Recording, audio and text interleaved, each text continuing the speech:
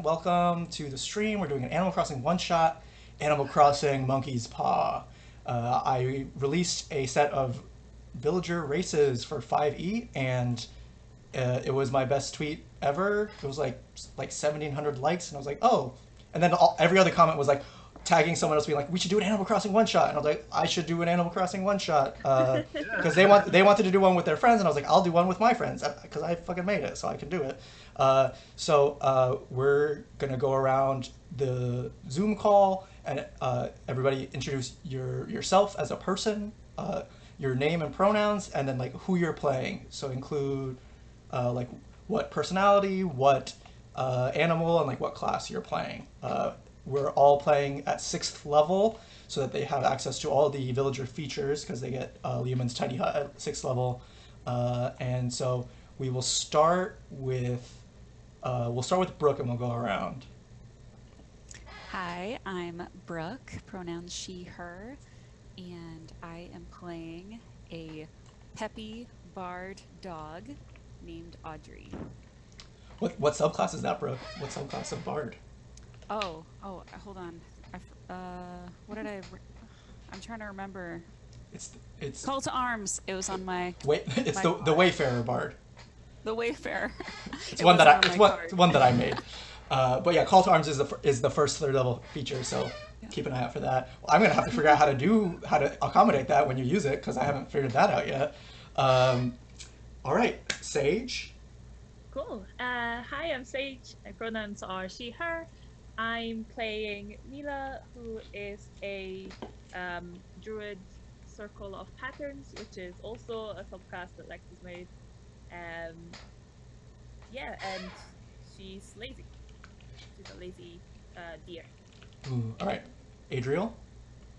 Hello, I'm Adriel. I am playing Sisterly Bat Hexblade Warlock.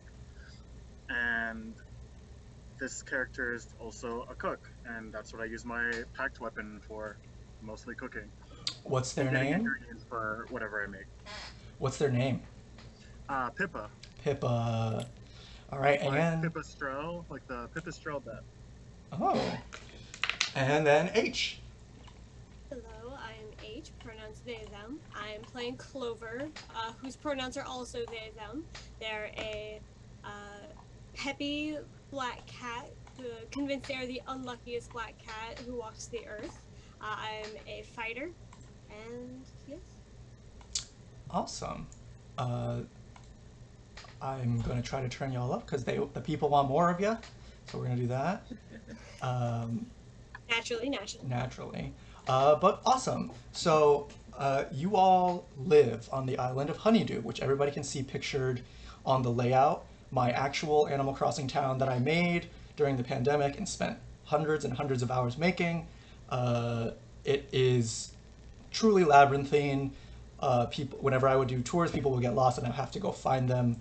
I went back the other day to get screenshots of it, and I got lost, and I was having a hard time finding my way because there's like specific ways you have to get through stuff and things you have to jump across and like hidden passageways, which is very much me. But we, you can see down in the lower right-hand corner, that's sort of where the main town is. There's City Hall, there's the campsite and the shop and the airport and the museum. But outside the town of Honeydew lies quite a few strange sites and ruins. Honeydew was sort of established by some very brave villagers who saw some magical happenings in ancient libraries and such things, and were not discouraged, but rather very excited to make their home there. And so the other villagers, who are villagers I do have on my island, we have Coco, Tiffany, Drago, Marina, Julian, and Kabuki. And so these are also people who live on the island with our vivacious villagers today. And we will get started. One day, you all wake up and you hear Isabel's announcement across the island with her little... and she announces to everyone that there's going to be a meteor shower tonight. And it's going to be a beautiful thing, and everybody's going to get together and wish on these stars, and you're just gonna have. It's gonna be a great day on the island of Honeydew. And that's all she has for the day. And she's gonna go back to supporting your life on the island. You also know that the island representative, Lux, is also running around doing public works projects and always fishing up stuff and getting things for bells and doing stock turnip market stuff. And Kitty, look at the kitty. And they are also they're a peppy villager as well, and they are a sorcerer. That's perhaps we'll find out more later. I want to go and ask you all, how do you think you all start your day? How do you spend your day in anticipation of the meteor shower? What's everybody's day like on Honeydew? Whoever wants to go first can absolutely do so.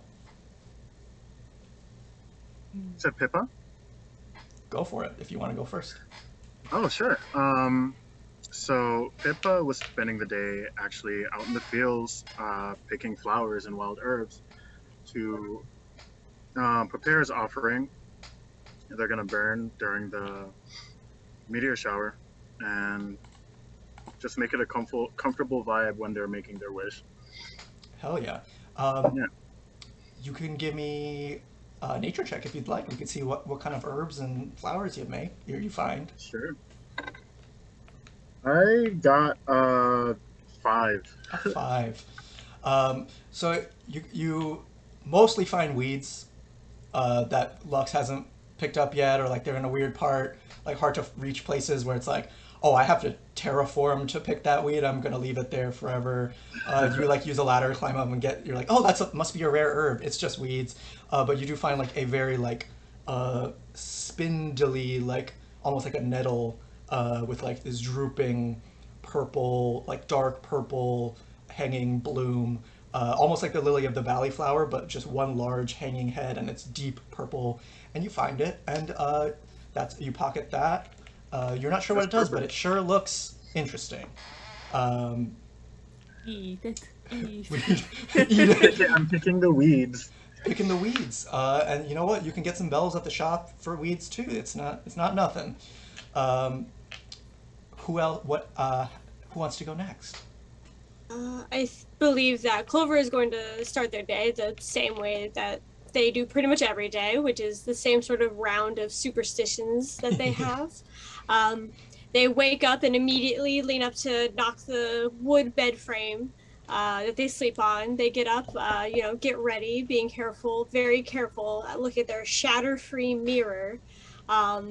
They touch the lucky horseshoe, passing on their way out. They go outside, being very careful to keep an eye out for ladders, such as the one that Pippa had set up. And they make sure not to step on a single crack on the walkway as they make their way to probably a similar or the same field, looking for their namesake, 4-leaf clovers, because they really want to make sure that tonight is the best possible chance they could get. They get one chance at this. Fantastic. Why don't you also give me a nature check? Okay. I also rolled a 5 plus Unlucky. 5 plus 1, 6. Yeah, see, that's just exactly. Like, I expected that. I'm the unluckiest black cat in the world. You find 2 3-leaf clovers, and which adds up to 6. And for the life of you, cannot today was also not the day, but there is hope yet. Tonight at the meteor shower. Sage or Brooke, who would like to go? Do you want to go? Yeah. So Audrey wakes up and immediately starts practicing her skills in singing because she's going to be a star. As she hears the announcement, she thinks, oh my gosh, this is the perfect night to unveil my new song. I'll sing it like to everyone when we're looking for shooting stars.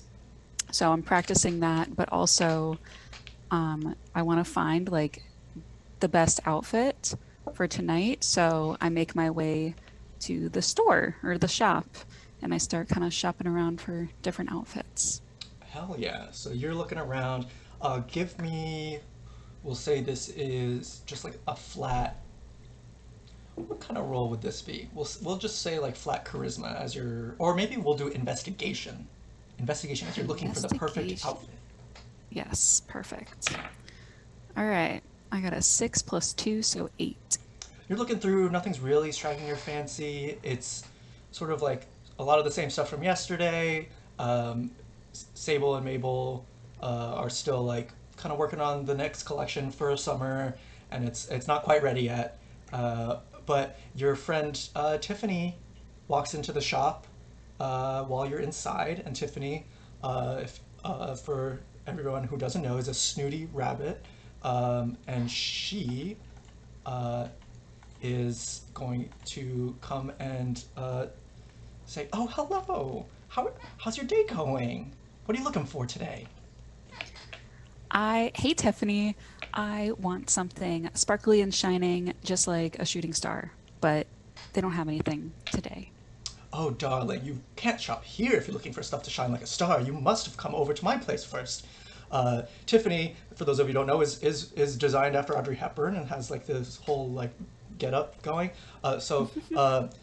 And she actually lives, for my players on Roll20. I couldn't get this to work for the stream. If you look on Roll20, you can see that's where Tiffany's house is, which is like set into a diner that the island representative has kind of created around there. So you walk up over, actually Lux is sitting right there enjoying a cup of espresso, waves to you both as you walk into Tiffany's house. And Tiffany, like, there's a whole room that's just like closet, and it's like walk-in closet, and she's rifling through and finds like a sparkly blue dress that also is like blue and white depending on what angle you look at it. It's like, "Oh, darling, this is perfect for you. You have to wear this tonight. I won't take no for an answer." And she like throws it at you. Awesome. I feel like Audrey does that. What was that one reaction? Like the, ah. Yeah, with the flower and stuff going behind your head. Yeah. Hell yeah. You all settle in and chat and hang out for the day. Sage, what is your character doing? Mila is okay. So Mila probably would have heard about the shooting stars the night before from Julian, Yeah. who is also a druid but Circle of Stars. So she probably would have totally slept through the announcement this morning, as she usually does, and woken up later in the day to maybe have brunch or maybe dinner by that point. Yeah, and just just chill before the night comes around. She doesn't really have loads of plans. Maybe she'll count the clouds and hope that it stays clear for tonight. We're gonna do a relaxation check, which is gonna be a wisdom saving throw. Okay. Thankfully my wisdom is pretty good. Oh wow. It's 21. Oh baby. Just the fucking chillest day. Just Too relaxed. so relaxed. You're laying on the beach. You see Lux, the island representative, comes by and pops some like giant dinosaur fossils on the beach. Were like fun to look at. You can like count the ribs in the Brontosaurus fossils, because all the fossils are already filled into the museum. So now they're just all over the place, looming over the island. You're having a great time counting the clouds. Julian kind of walks by and waves at you and says, "You should come over early tonight so we can get ready together and we can go watch the stars and we can really prepare." He gets very serious. He does this like serious pose. Yeah. Julian is a unicorn, the unicorn villager, and so so you all kind of go on about your days, foraging and relaxing and having a great time. It's the island of Honeydew, baby. Life's good. That evening, you all head up to the highest point, where the best view of the sky is. I'm gonna say, let's move y'all to. We'll do. There's so many good spots. I did such a great job designing this island. um, there's sort of these like there's this library ruins that are like a very popular like exploration spot, hangout spot. You all like, even though some of you are not like magic classes, like we've got a fighter and such. This is a very like obviously magical place that's just magic. So it's like a great place to go watch the shooting stars because there's like, some people theorize that there's a synergy when you wish on a star in sort of magical locations. So you'll head over to this space. There's old books and flames that never seem to go out. And there's, if you look very closely in the top right corner, there's like a little staircase that you will go up to the highest level of the island, and you'll all set up to watch the stars for that night. And while you're waiting, you see the other villagers. You see Isabel. You see Lux. You see Coco and Marina all kind of milling about. Is there anything that you all want to do while you're waiting? You can all actually all see each other as well if you've. I would say you probably have hung out before. You all live on this island for at least a little bit. What would you like to do? I was gonna have Pippa is around and handing out little snacks they made from what they foraged earlier. So they took that flour and they ground it up, and they made like a little paste, and they sweetened it, and they added it to some dried fruit they gathered, and they're just passing them out in little satchels to everybody. Oh, incredible! Nice. Give me, what's a cooking check? I think it's we'll say wisdom plus proficiency because you. Wisdom proficiency. All right, let's see. I got 15. 15. So as we're like prepping this flour, you're like, this is a special flour, and sort of did the correct steps to let's say detoxify some of the more deleterious effects of this flour, which you didn't notice at first, but when you were cooking, once you get your hands on and once you're working with it, you kind of have that innate sense of what is food and what is not, and you were able to kind of separate some of the more volatile oils, and so now they do kind of deliver a little bit of a zing, but they're not going to hurt anybody. So you all see Pippa handing out little beautiful ribbon satchels with little purple cookies in them. Amazing. Thank you, Pippa. Of course. Yum. Only the best for my friends on the island, so enjoy. Yeah, everybody, who's taking a bite right now, right at this moment? Yeah, I would eat that. Yeah, probably. And they're definitely infused with warlock energy, so if they taste a little spicy, that's why. Yeah, you take a bite. Yeah, what do they taste like, Adriel?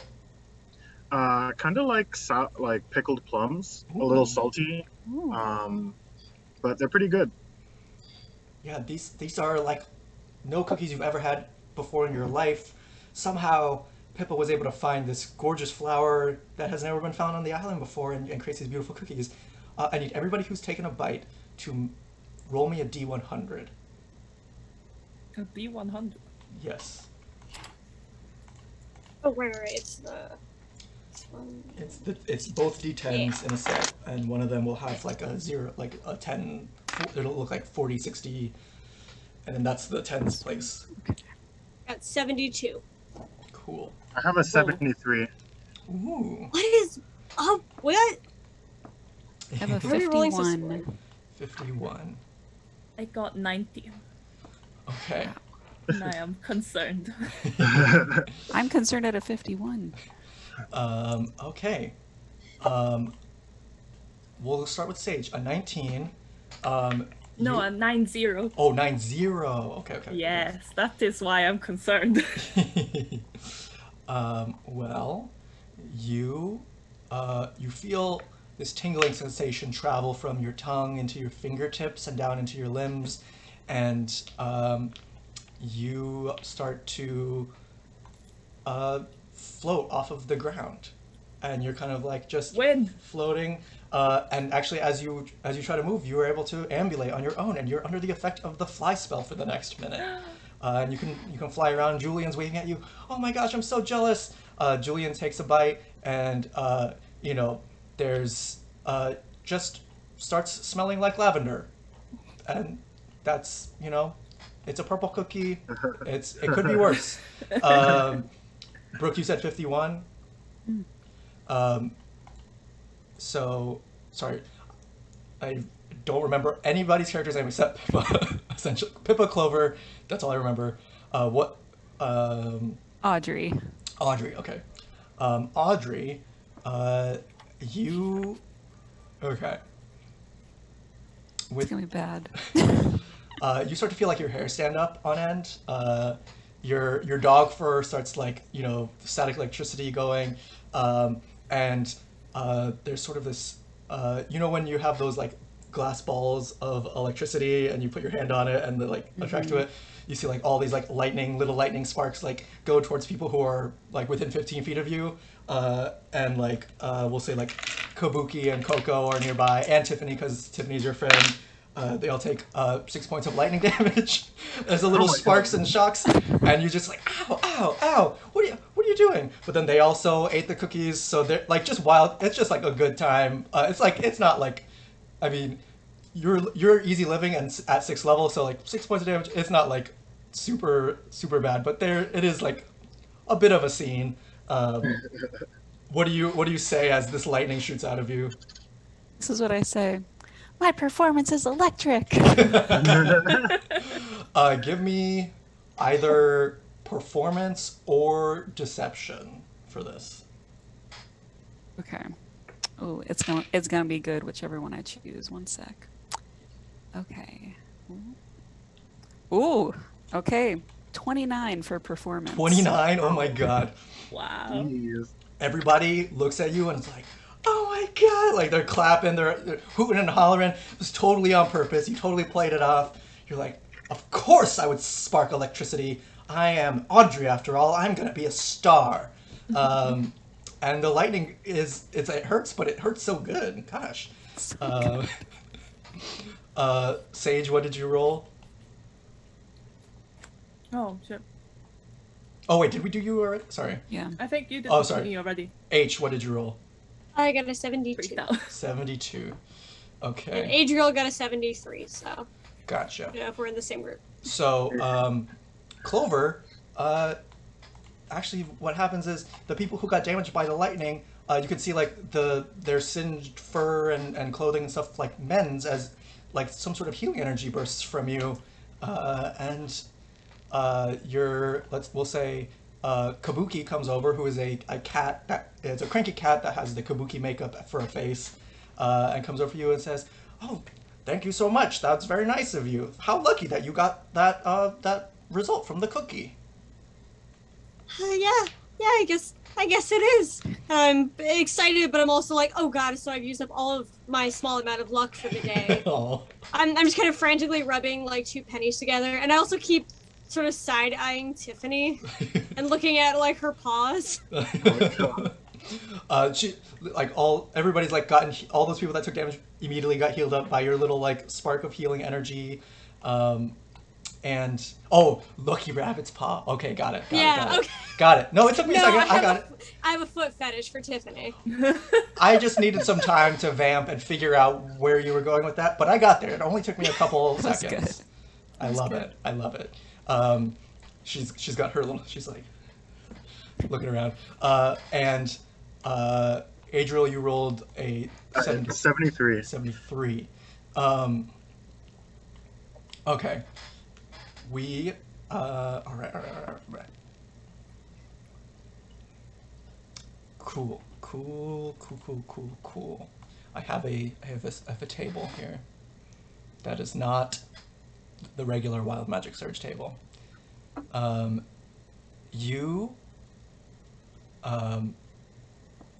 Everybody sees Adriel, who is this bat. You said there was a bat? Yeah, I am a golden-headed flying fox villager. Ooh, gorgeous, luxurious flying fox bat. There's a poof of purple smoke. And when the smoke clears, you can see in their place, in Pippa's place, is a smaller, about half the size of Pippa normally is, with like joints and like lines on their face, and you realize that Pippa's kind of been transformed into a little puppet Pippa. But it's like a puppet version of Pippa, and that's you feel fine. You're moving around, but you're just like marionetting around, like funny little like marionette dance. Can I move to see if I can feel my strings? There's like it feels like there's almost something there. It's like there's slight resistance, but there's like no strings there, and like it's like somehow like your thoughts are kind of the strings. Like nobody's pulling your strings. You just happen to be a marionette, and so everybody's Who's pulling the strings? yeah. I'm gonna roll for some other people. We'll see what they get. Just full on Pinocchio'd. Yeah, I got Pinocchio. I'm a real bat. I'm a real bat. You see, like Coco takes a bite, and Coco is a rabbit also, and has like a coconut face with these blank black eyes and a mouth. And someone's like, what is it? 3 like skeletons that are also like coconut husky sort of things, and they're just kind of like hanging out, and like they're just like wild shit going on, and like if Pippa can give me a persuasion roll with advantage, that would be great. All right, let's see. I got nat 20. Nat 20. It's a fucking party. Like there was a performance from Audrey with the lightning flashing around, and Clover healed them, so there was like no harm done. And then your cookies are a big hit. Everybody's just loving all these wild like weird stuff happening. And after all, it's Honeydew. Like weird shit happens on Honeydew all the time. A magic wild surge cookie is not the weirdest thing that's happened in this week. So everybody's just like having just the best time, and just they're patting you on the back. After a minute, Mila comes down from the flight spell. The lightning ends, and poof, Pippa turns back into their normal form. And it's just like, think about the best night you've had of summer, like with your friends before, in the before times. Just one of those nights where everything is funny and like it's nothing bad happens, and you're just like feel so safe and so warm. It is one of those nights. And as you all are settling in and absorbing that feeling, the first stars start to fall out of the sky, and the shooting stars begin filling the sky. And you all begin wishing on the stars. And you press your little A buttons, and you wish on the stars. And Press F to pay respects. F to pay respects, A to pay respects. And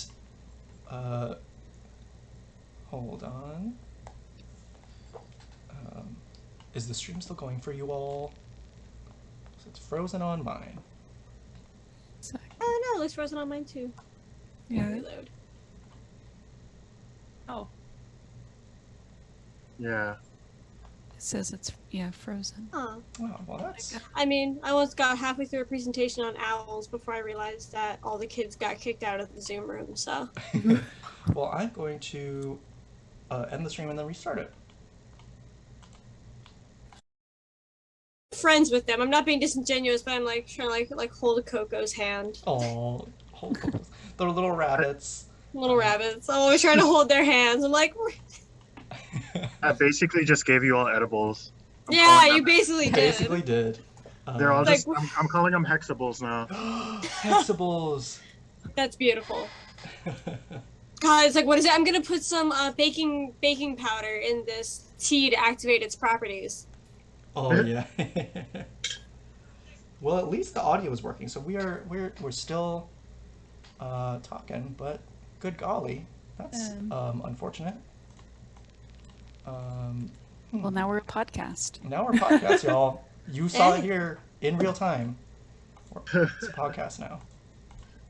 All right, let's see. the Twitch gods have deemed our voices good enough for podcasts. We are fully We are just too good. Too yeah, hot. we're too beautiful for a video medium. Oh my god. All right. I think My that's, lighting was too perfect. it was It's too perfect. Going Oh. again.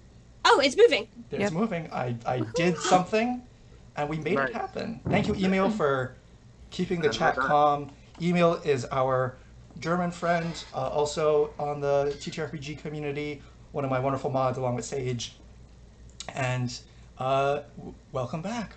Good thing our audio's still going. So, Adriel, Pippa just sent out all these, gave everybody little hexables and rolled a nat 20 on persuasion. And everybody's just having a beautiful time. And we're starting to wish on the stars in the sky. And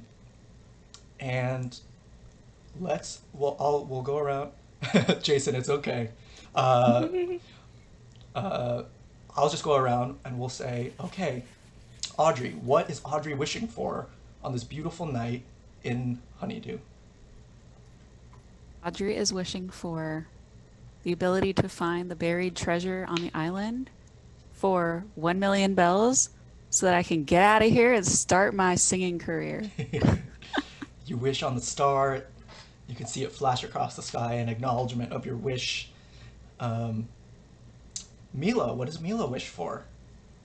Mila is wishing for the ability to rearrange some of the spare stars in the sky to make a new constellation that is like a spirally unicorn horn Oh, to kind of celebrate her friendship with Julian and their favorite hobby of looking at the stars. That's so sweet. Aww. That's super sweet. You're about to make all of us look like totally selfish assholes. My best friend Tiffany understands my selfishness. She's just lazy. She's like, I don't want to do anything. Just make whatever I'm doing already better. yeah, Yeah. Mila is the lazy, Yeah. lazy archetype. Click Fan- my wrist to move the stars. Yeah, just, no big deal. What does Pippa wish for? Pippa wishes for the most perfect ingredients, no matter what it takes, no matter what I have to, go through to make the perfect dish for my god. My packed weapon, actually, god is in my packed weapon, and my weapon is called the Gourmand, and Ooh. she is beautiful and she is hungry, and I just want her to be fed. What does the weapon take the form of? Is it like a pan or like a ladle? Spatula? It looks like a butcher's knife, but I can Oh, change right, it. you mentioned. But I can change it to be whatever kitchen tool I need. Beautiful. I Also, love very Awesome. useful. We kind of need that. That sounds awesome. If it takes feeding a hungry god, I feel like that's worth the price. Very reasonable. What does Clover wish for? Clover is absolutely certain that they are the unluckiest black cat that has ever walked this earth. They are every day walking around, holding or shaking hands with all of the rabbit people around the island. Anytime they pass anything wooden, they knock it. Constantly like salt over the shoulder, lucky pennies in every pocket, always looking for four-leaf clovers. And they're just wishing that they would instead have just good luck. They just want good luck. They want to stop being this terrible luck. They're also always taking weird roundabout routes. They're not crossing paths with anyone because they don't want to give other people bad luck. Right. Aww. So yeah, Totally. they're constantly concerned not only that they have their own bad luck, but that they're constantly bringing everyone else bad luck. So they just want their bad luck to go away and to have good luck instead. That's so cute. So sweet. You all. Yeah, that's gonna get twisted so nasty by a genie. Like, You all wish on the star. Is there anything else?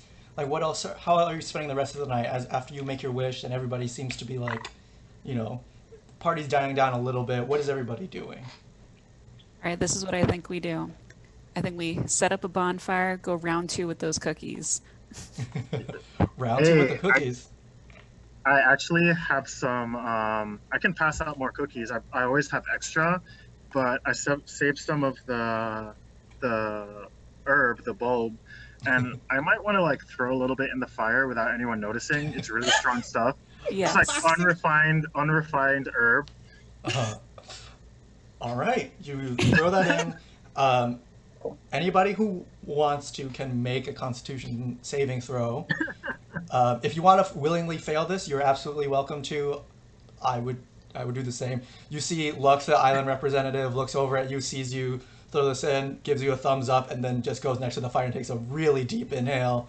I And just want starts, everyone to have a good time. and Yeah. they look at you and say, and like put their finger up and like they're not gonna say anything. Start shooting off freaking like little eldritch blasts into the sky like fireworks. They are. Do you like? Go ahead.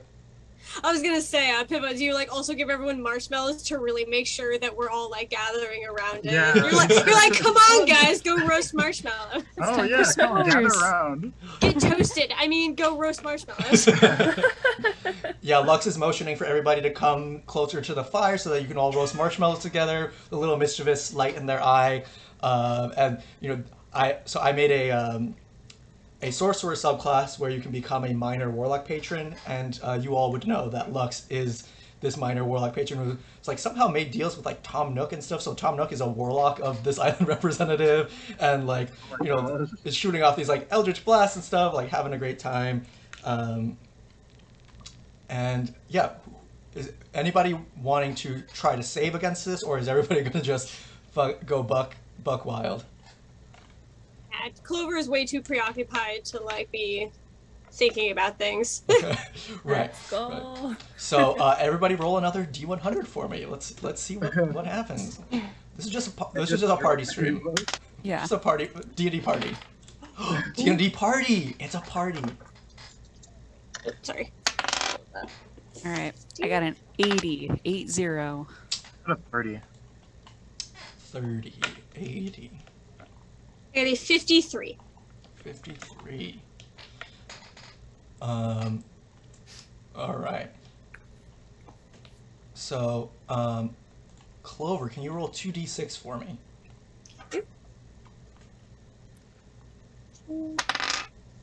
Eight. 8. So you're kind of like thinking about your wish and trying to come up with like, all right, I hope I can become more lucky, and I don't want to hurt my friends, and like the ground starts to shake beneath you, and a pillar of earth shoots up under your feet, and you are now standing 80 feet in the air on top of this pillar, and everybody can see this sort of weird magical thing that happened, and you're kind of stuck up there right now. It's like like a cat in a tree, but it's just a big 80-foot pillar of earth at the top of the island. Like how in Animal Crossing, where if you put up a fourth tier, you can't go up it, but you can still like put it up there. It's like that times like 3 or 4, and you're just like in the sky. Yeah, I'm clinging to the top, like hair all on end, and I'm just like, I'm sorry, I'll take whatever luck you give me. Like, I'm sorry, I was getting ahead of myself, like thinking that I'm being punished for wanting to improve my luck. Oh. I'm 100% convinced that like I am hated by whatever is in charge of luck. Oh. Somebody rolled a 30, right? Yeah, that was me. Okay. That was Pippa. Pippa, something similar happens. Instead of earth, there's a huge geyser, just breaks out of the ground underneath you and shoots you 80 feet in there. So you're bouncing on this thing. So you're kind of like on the same level as Clover, but you're like being buoyed by a stream of geyser into the air. I'm just rolling around in that, and I'm like making sure my snack satchel is safe. I'm like, okay, that's good. That's all I care about. You just gotta put it in your pocket and just roll it, literally rolling around. Brooke, what did you roll? An 80. An 80. Okay.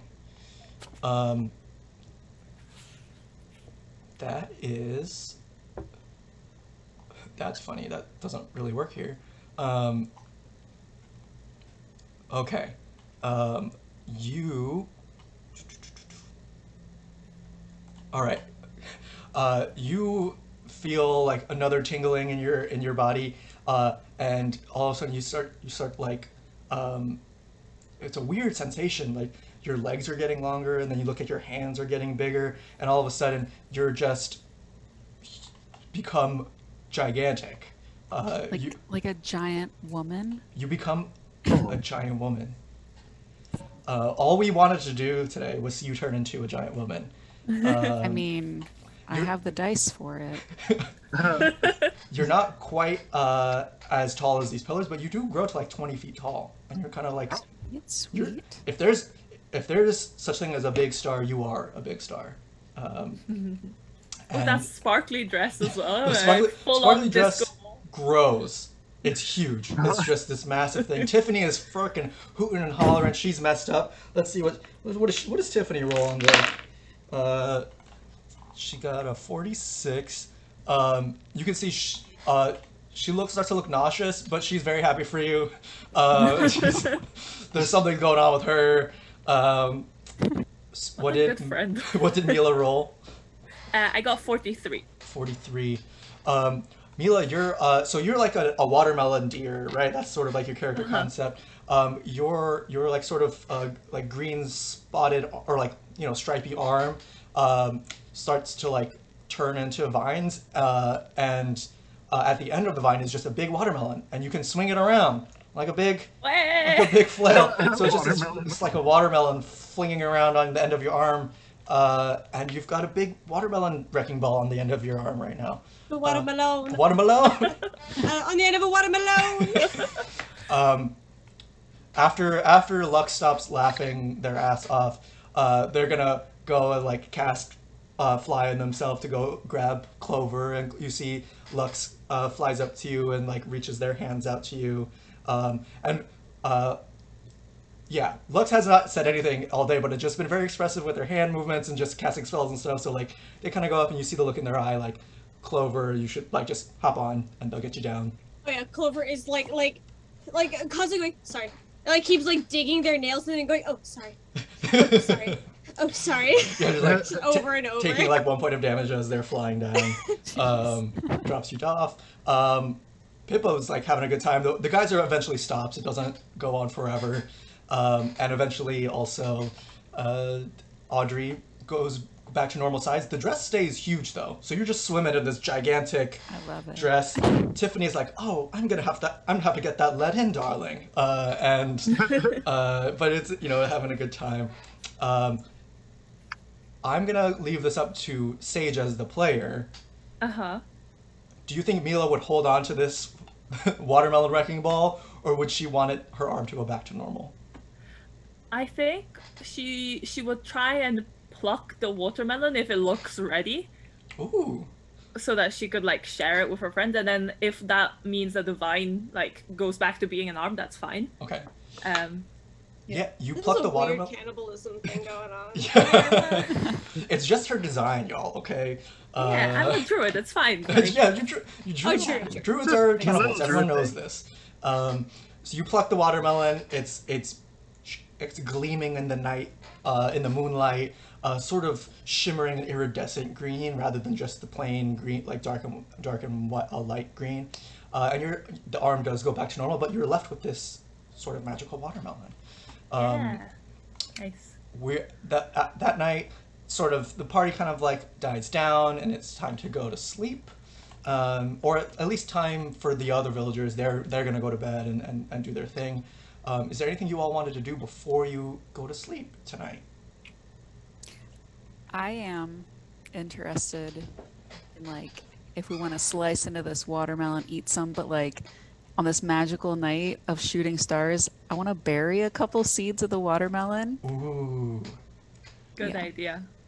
Yeah. See absolutely. if anything pops up the next morning, because hey, if there's star fragments on the beach, I mean, something else could happen. Right. Very cool. You cut into the watermelon, and it's like magenta. It's not quite pink. It's not quite. It's not that weird. It's not like a blue watermelon or anything, but it's like very. It's like a magenta, and the seeds are just jet black. You can't even see. It's like Vanta black, where like there's no light reflecting off of it. You plant a couple of those seeds. What is everyone else doing? You can go to sleep. That's fine. Yeah. No, I have my set of superstitions as well at the end of the day, you know, walking back home, making sure not to cross paths with anyone, knocking on all the wood. I sweep my front stoop for extra good luck. Oh.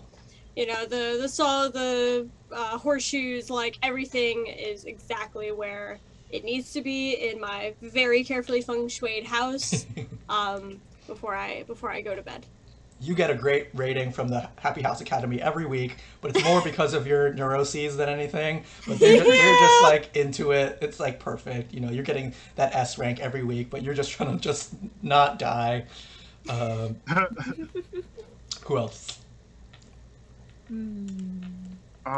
Pippa is gonna go fly down to the beach and just admire the moon that night and the water, and just kind of have my blade out next to me, and guess I'm polishing my blade and maybe talking to it a little bit.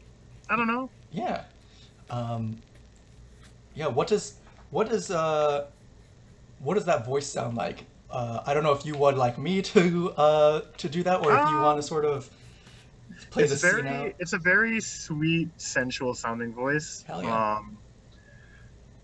Gourmand, she is, a very dignified goddess, and whether she's evil or not, I don't really care. I just think she's hot, and I want to make her really good food. And, I just want to spend time with her and give her all the gifts I can.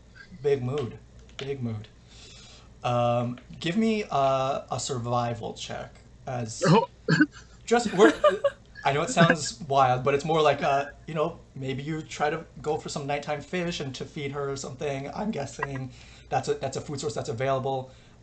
Sage has redeemed a hydrate blinch for all of us. So I got a 16 for survival on my midnight stroll.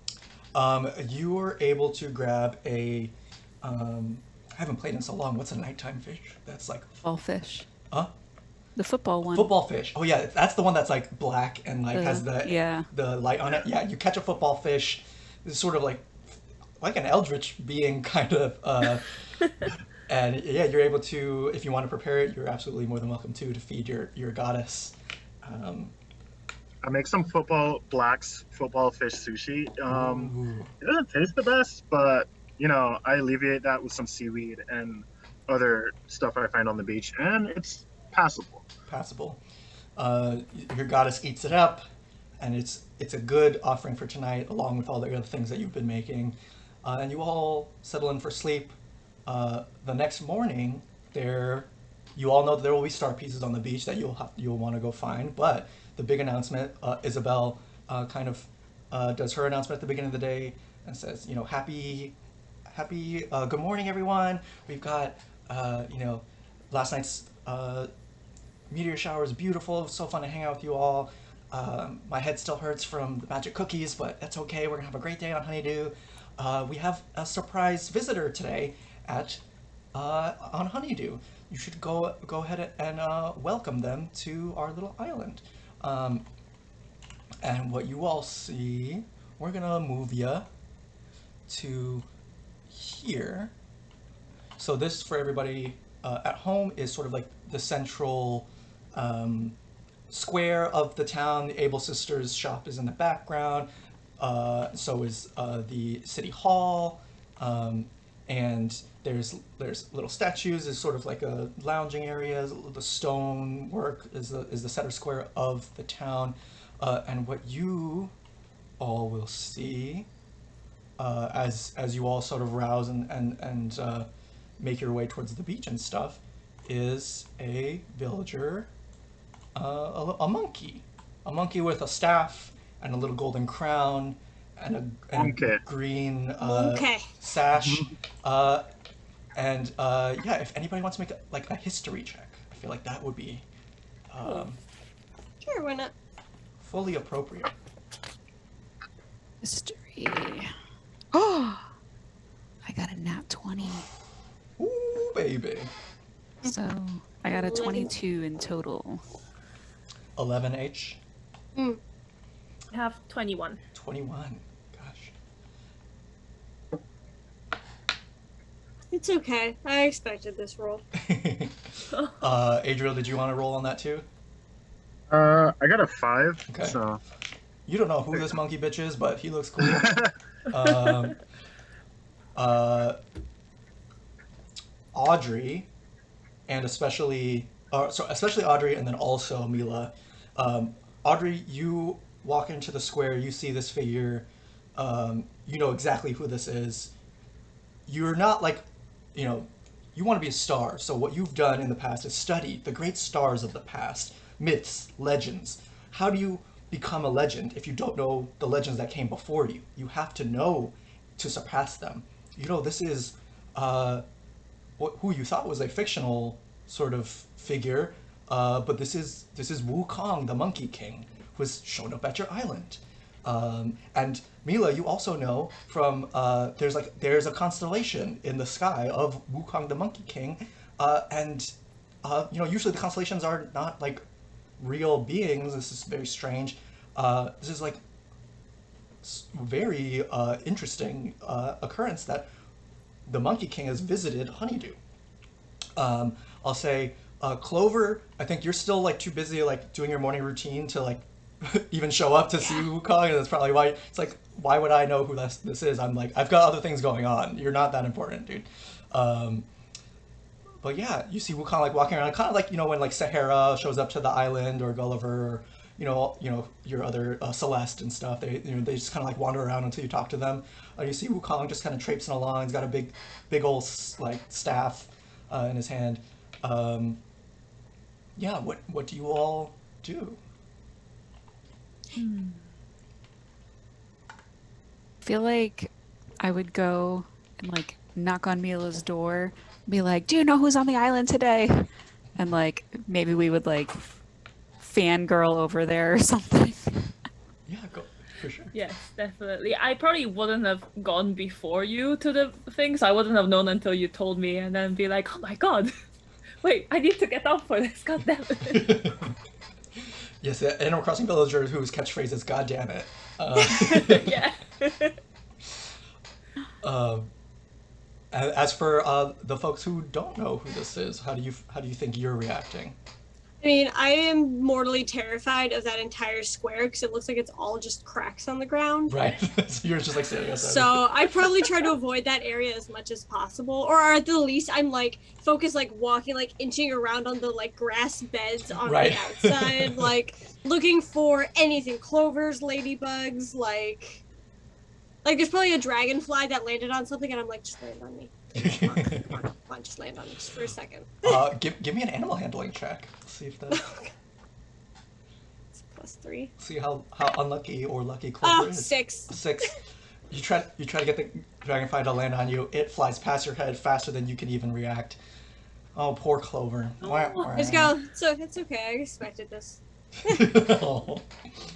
Pippa. I kind of like look at this monkey guy for a little bit, and I'm like, who the hell is this? Like, I don't know you. So I just kind of go up to him and I'm like, hey, what's up? Just kind of figure him out, see what's going on. Yeah. You see, as he's walking around, you go to talk to him. He turns around, kind of puffs his chest out, and says, "Well, hello there, villager. I am Wukong, the Monkey King, and I've come here to grant your wishes. I heard that there was a special meteor shower on your island last night. If you bring me star pieces, I'll make your wish come true." Okay. Do you got this stuff on you? Like, where is it? Where is Am I what? supposed to...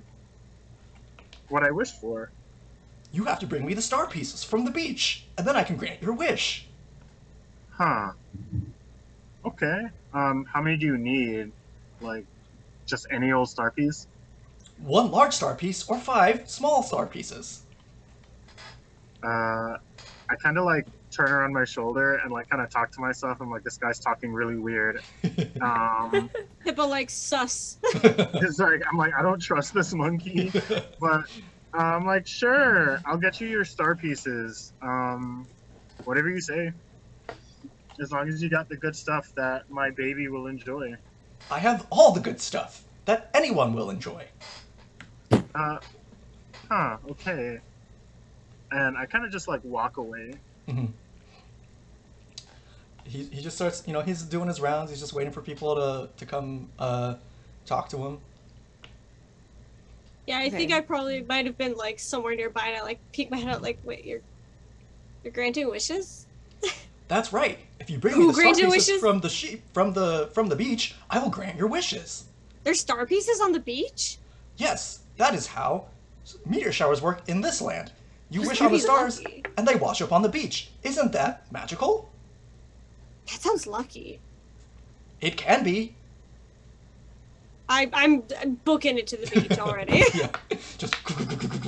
like, and I'm so skilled. I like actually run across the square, and it's an amazing like Right. river dance of like walking around all the cracks. Yeah, you're just like perfectly stepping inside the stones and not touching any of it. Exactly. Yeah. Oh, incredible. Already helps that nobody has feet in Animal Crossing. They all like have stumps. Yeah, there's little stones. Yeah. Like. Yeah. Yeah, so I think then me and Mila run up to him and we're like, "Oh my gosh, it's you! What are you doing here?" He goes, I am Wukong, the Monkey King, but you knew that. I am here to grant your wishes. I only make stops on very special islands, because I like granting wishes for very special people. He says that to all the islands. I feel like that very special people comment gets like, I'm trying to think of which emotion reaction. Yeah. Shock, maybe. Shock. Yeah. Yeah, and he does the same spiel about if you go get the star Yeah. pieces, he'll grant your wishes. And yeah, so I think Clover is the first one to explicitly say they were going to go get star pieces. So you get the requisite amount of star pieces. You're able to find out like the ones that you need that he described, which is that's so surprising that what luck? Maybe your luck is already turning around, and you come back, and he says you have the star pieces. Just hand them over, and I will make your wish come true. I hand over the number he asked for. I definitely have some more that I'm keeping for myself, just in case. Fair enough. He takes a star piece, does a little like dance with the staff, sort of like flips it like a sign thing, like people who like flip signs on the street corners. Does a little like pole dance, like circle thing around it. Plants it on the ground. The star piece disappears in a puff of sparkles, and he says, "Your wish should come true very soon." How soon? Pretty soon. Whenever it happens, it's gonna happen, and I'm very excited for you. Okay. I'm like looking down at the at the ground, considering, and I like go to step like I might be brave enough, and then nope, I still like tiptoe my way out. Gotcha. I was gonna say something and I forgot. That's all right. What's everyone else doing? Yeah, I feel like when he says, "Okay, like go find the star pieces," I'm like, "I'm gonna find the biggest star piece," and I just run off down the beach. Yeah. Yeah, I'm a bit sus. I don't know. The stories about the constellations aren't necessarily always happy stories. You know, most of the time there's some kind of tragedy. Is there any chance I can maybe do like an intuition or like something to figure out if there's a motive behind this? Like, Yes. So you recall sort of you had a 22 on your history, so you know that like Wukong is sort of like a figure of chaos in the mythology, and is sort of like like a trickster, but like well-meaning in many cases, sort of like I guess probably would say chaotic neutral in D&D terms, and it's sort of like sometimes a hero, sometimes just a force of chaos, and so you can give me. You could do like insight or arcana or even like nature or something if you would like. oh, let's see. Maybe I will do insight. Okay. God, math. 22. 22. Gosh. All right. I'm rolling well. This is gonna fail me as soon as something important comes along. But Yeah. for now. Yeah, you take a look at this this person, this Monkey King. Monkey.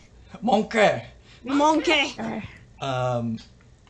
Who, you know, seems actually to be on the level, seems like he believes he's doing a good thing, which, but for you, you understand that could be something. That doesn't necessarily mean all that it probably means. But yeah, you can also see like that he is concentrating on a spell as people are talking to him. Okay. I don't really have anything like detect magic or anything. Yeah, I guess I'll just walk up to him and see if I can get out a conversation that isn't the like pre-recorded messages that he seems to be. Right. So how do you want to do that? I don't know. I might try and like trick him into like saying something out of line of what it would be. Maybe ask like weird questions or just see if it's like a yes or no answer. Maybe they'll like reveal more. And so I'll be like, so you know, how do you choose your island? Like, were you watching us? And you know, then is it like, is this just what you do? Like, what happened in the past? Or, you know? He goes, Things like that. he starts to do the dialogue again, but then, so he goes, I only go to very special islands with very special people. And then he goes, the past, that's not a concept that people like me, I mean, you know, yes, the past. I have a past, and I remember all of it, and it's a normal past, just like any of you. I experience time the same exact way, linearly. Huh? Isn't that great? Oh no. For I am a whimsy boy. Yeah, no, that definitely starts to ring alarm bells, and Mira just sighs, goes, God damn it. And I think by this point, Clover probably has already brought their stars, right? So Yes. I'll maybe just hang around and try and talk to anyone else who brings star pieces, just so I can be like, "Are you sure you want to do this?" Like, Gotcha. As you start to set up shop, Audrey comes by holding the biggest effing star piece you've ever seen in your life. Just this massive star piece. And yeah, you see Mila sort of like standing to the side watching the situation play out, so the two of you kind of lock eyes. Audrey, Yeah. I know you want to be like a big star really badly, but can we trust this person? That like I don't really know if they have the best track record, even if their intentions are good. You know, what if it backfires? Yeah, but they're like a well-known famous person. I mean, how can he be wrong? How can he be bad? Like everyone knows who he is. I mean, it maybe. Like I'm just saying, you're so talented of your own. Like you could become a star from your with your own powers. You don't need to rely on this unknown entity, right? I'm just a bit worried. I don't know. I we were a bit too late to stop Clover, but maybe we should wait a little bit. You know what? See Yeah. what happens. I want to be like, yeah, I can be a star, but maybe, and I'm just like really unsure of what to do because like my love and admiration of this famous character, but also like my own egotism of like That I very can make it on my own. Like, strong internal conflict. Yeah. We're gonna cut from that scene over to Clover.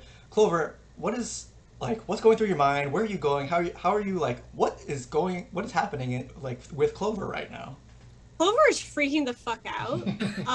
Clover is doing what they often do. They are in a field looking for four-leaf clovers. But then they're like, but do I need to? But like, what if it doesn't? But what if it did work? But how would I test it? But God, what if I test it and I'm wrong?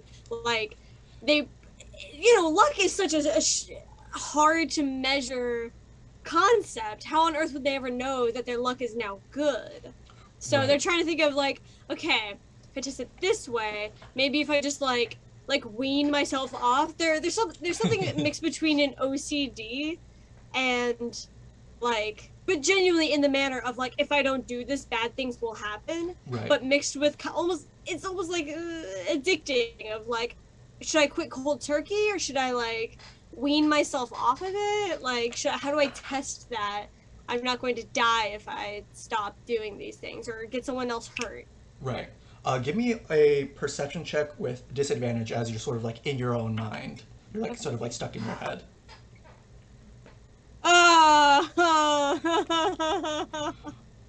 That's a nat one. Oh, no. so And then the other one doesn't matter. you're kind of pacing in this field. You're like going through all the things. You're like freaking decision trees. You're going through every possible future, and you like look behind you for a second as you're like looking through the field. You kind of come to from your brain, and you see it trampled in the ground beneath your feet is a four-leaf clover. In under that you have trampled. Oh, Oh gosh. I just like collapse next to it, like beating the ground, like curse you. As you look up from where your hand hit the ground, there's another four-leaf clover that you smashed. So now there's two. I think I just like faint.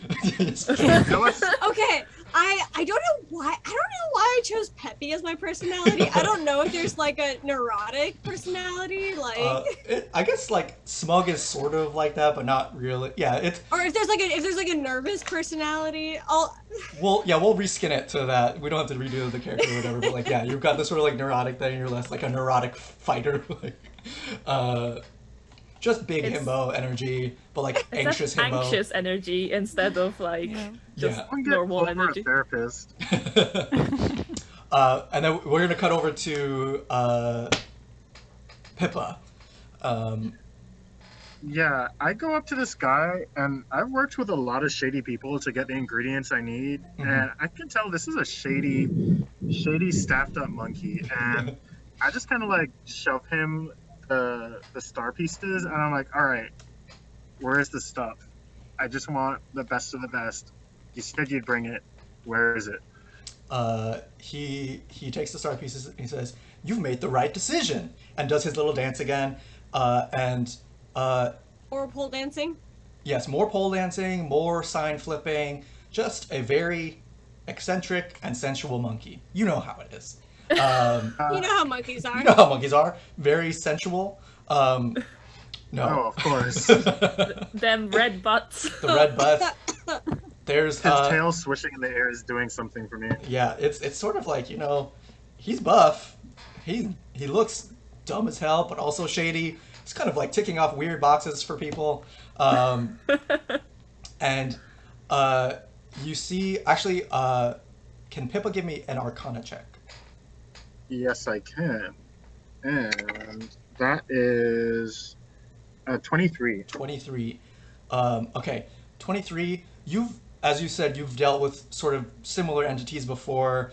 It is sort of definitely on the same wavelength as these other, like, you as a warlock are familiar with this sort of territory. You can tell that this person is, or this creature is concentrating on a detect thoughts spell, but without the added, like, there's like that extra saving throw that people can make if they want to go deeper, but he's just detecting surface thoughts. And that is a spell he's concentrating on. And then he, as you give him the star pieces and he does the dance, after that, and the star pieces kind of explode into glitter, he drops concentration on the detect thoughts spell and picks up another spell. And you don't know what spell this is, but you can tell that he's using the star pieces as a spell component. Sort of how like Revivify uses a valuable gem to, it consumes the spell component to bring someone back to life. This is a totally different spell, but as he does this, and I guess before anything happens, I want to resolve Audrey and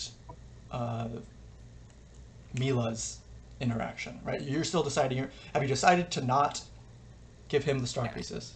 Yeah, so I have decided to bear down on my ego and belief in myself and keep the star pieces that I have found for myself. Okay. So both of you have star pieces, and the detect thoughts that is up. We remember the wording of Pippa's wish, which was like, at any cost, no matter what, I need these top tier ingredients for my goddess, which not you as characters know, but us as the audience, as it were, hear that ringing out in our heads, and the whole island begins to shake. You all feel the island start to shake. You see the sky starts to get darker and change color, and actually instead of getting like a gray, like a thunderstorm, starts to turn like green and purple and yellow and red, all these like shimmering, like opalescent sort of colors filling the sky. The island's shaking. It starts to feel like it's moving through, it's like if anyone's near the, in the center of town there's some water. The water starts to turn sort of galactic purple swirls and starlight, and the island is shaking and shaking, and anybody can make a, what check is this? You have to say at any cost. I mean, They knew. Don't know how hot Lady Gourmand is. If you saw how hot she was, you'd know. Anybody can make like an investigation check if they would like. I genuinely think I fainted. Yeah, Like, you're out. I overloaded. Fully like overloaded. Like a fainting goat, just like went stiff and then just fell over. I got a 2, so I'm literally just like caveman SpongeBob right now, just like, huh. I got a 12. I got a 14. 14. It's hard to tell what's going on, but for sure it doesn't seem good. And as the island is shaking, you all feel like something is pulling the island through something. Like it's like the island is moving, and not just moving like through the ocean, but like through another medium entirely. And as this is all happening, a hole appears in the sky, the swirling hole, and there's some sort of shape that enters through this hole, some sort of like, you can't even really comprehend what this is, but you can see like the edges of it. It's like dark and like it's almost as if the opalescent colors in the sky had coalesced into this shape, and there's this long tendril that's reaching towards the island, and it splits into many other tendrils as well. It starts to reach towards the island, and it's sort of like pulling it through. And Pippa, you see these tendrils, and you know, beyond the shadow of a doubt, that this, you don't know what kind of food this is, but this is food, and this is the rarest ingredient that you could possibly find in the entire multiverse. Whatever this beast is, you're gonna cook it, and your goddess is going to be perhaps finally satiated by this eldritch monstrosity, if you can get a piece of it to cook with. Okay. And I'll say, Clover, you wake up, you see this sort of like dark, dark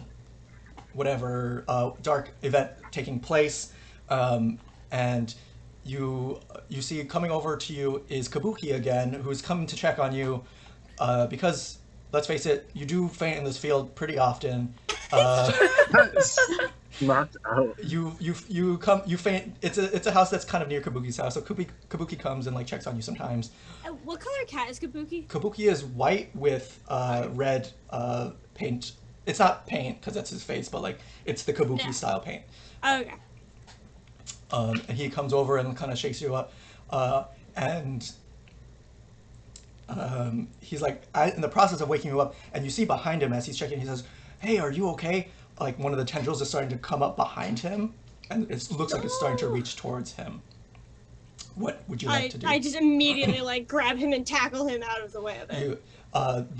You tackle him out of the way. The tendril comes crashing into the ground, kind of exploding the parts of the field. And Kabuki looks up at you and says, "Man, wasn't it lucky that you saw that coming for me? I feel like I'm very lucky to have you as a friend." And he gets up and helps you up from the ground. The tendrils are like sort of like waving around. You hear on the announcements, you hear Isabel say, "Everybody get to the city hall. Everybody get to city hall. Repeat, this is not a drill. This is a class 5 eldritch emergency."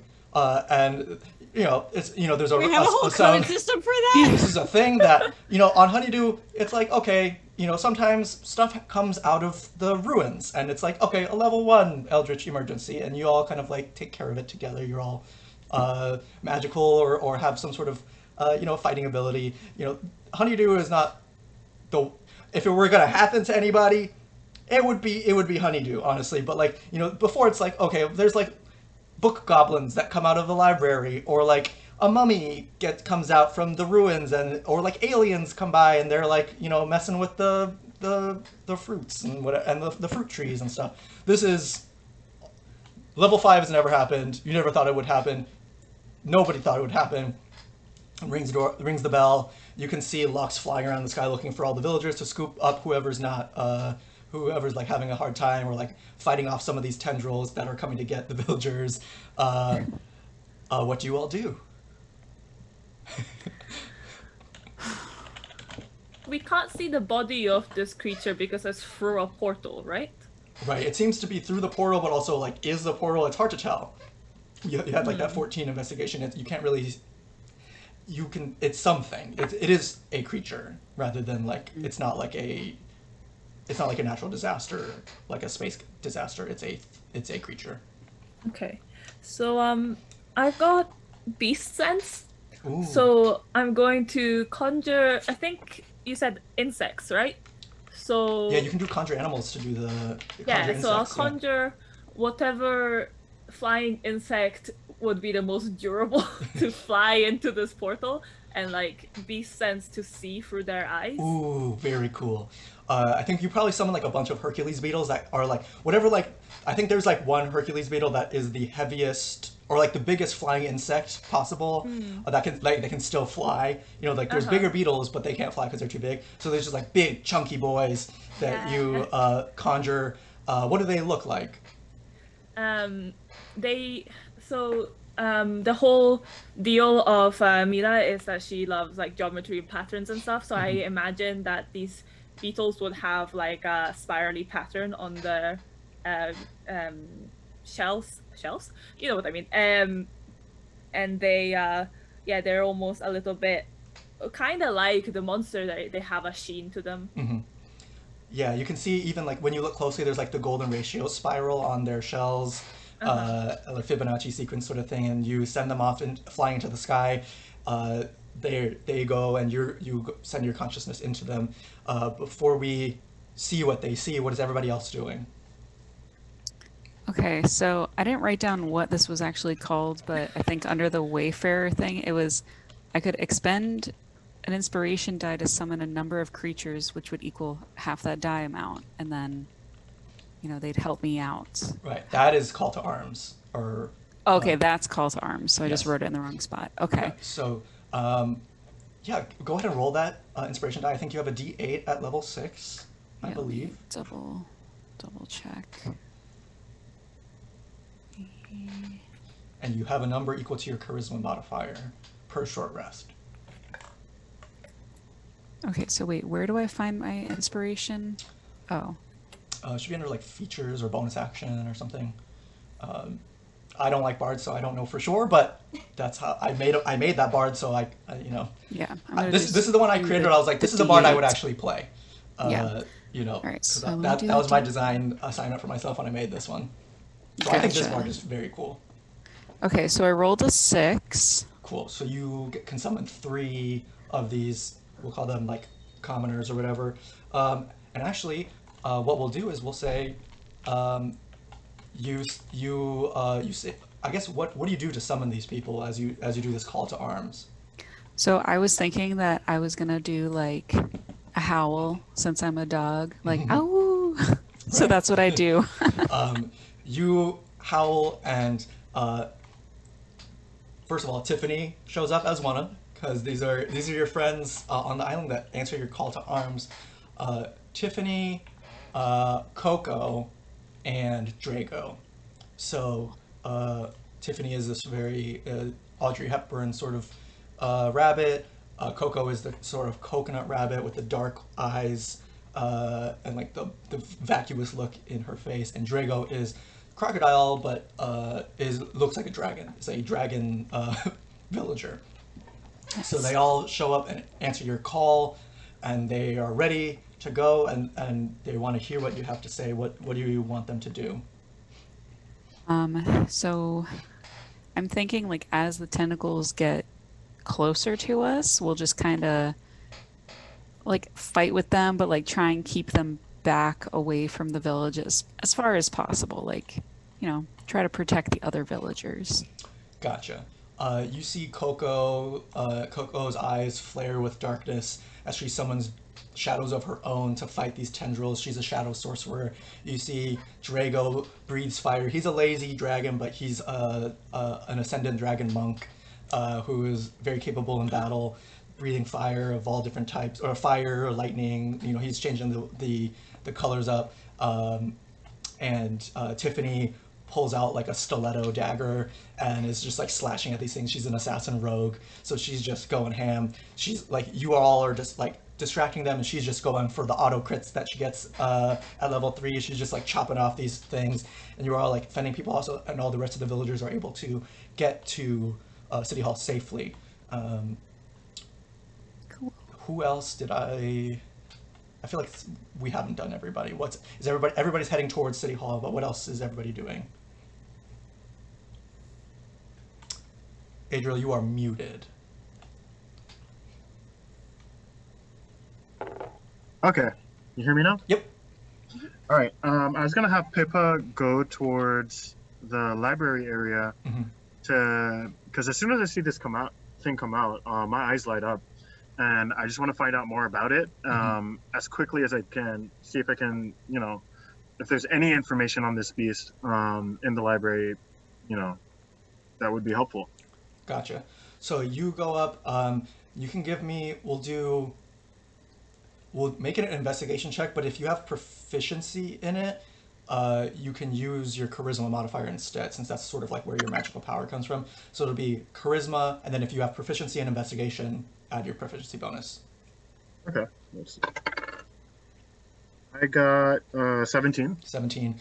You run up to the library. The books are like shaking and glowing, and this is the sort of like, you've been here before. You've gone through, try to find like ancient recipes and old forgotten tomes of delicious power, and you're going through, and you sort of, I feel like you probably like hold out the gourmand weapon in your hand, sort of attuning yourself to the magical vibrations of whatever eldritch creatures here, and then like the library, and you can feel your goddess pull you towards a specific book down like in a corner that you actually have never seen before, and it's strange, and it's overwhelmed, like all this stuff is happening, and you go and find this book, and it's a very small book that you've never seen before, and you crack it open, and pages flip until you see like a page with like glowing turquoise script, and your eyes go blue as well.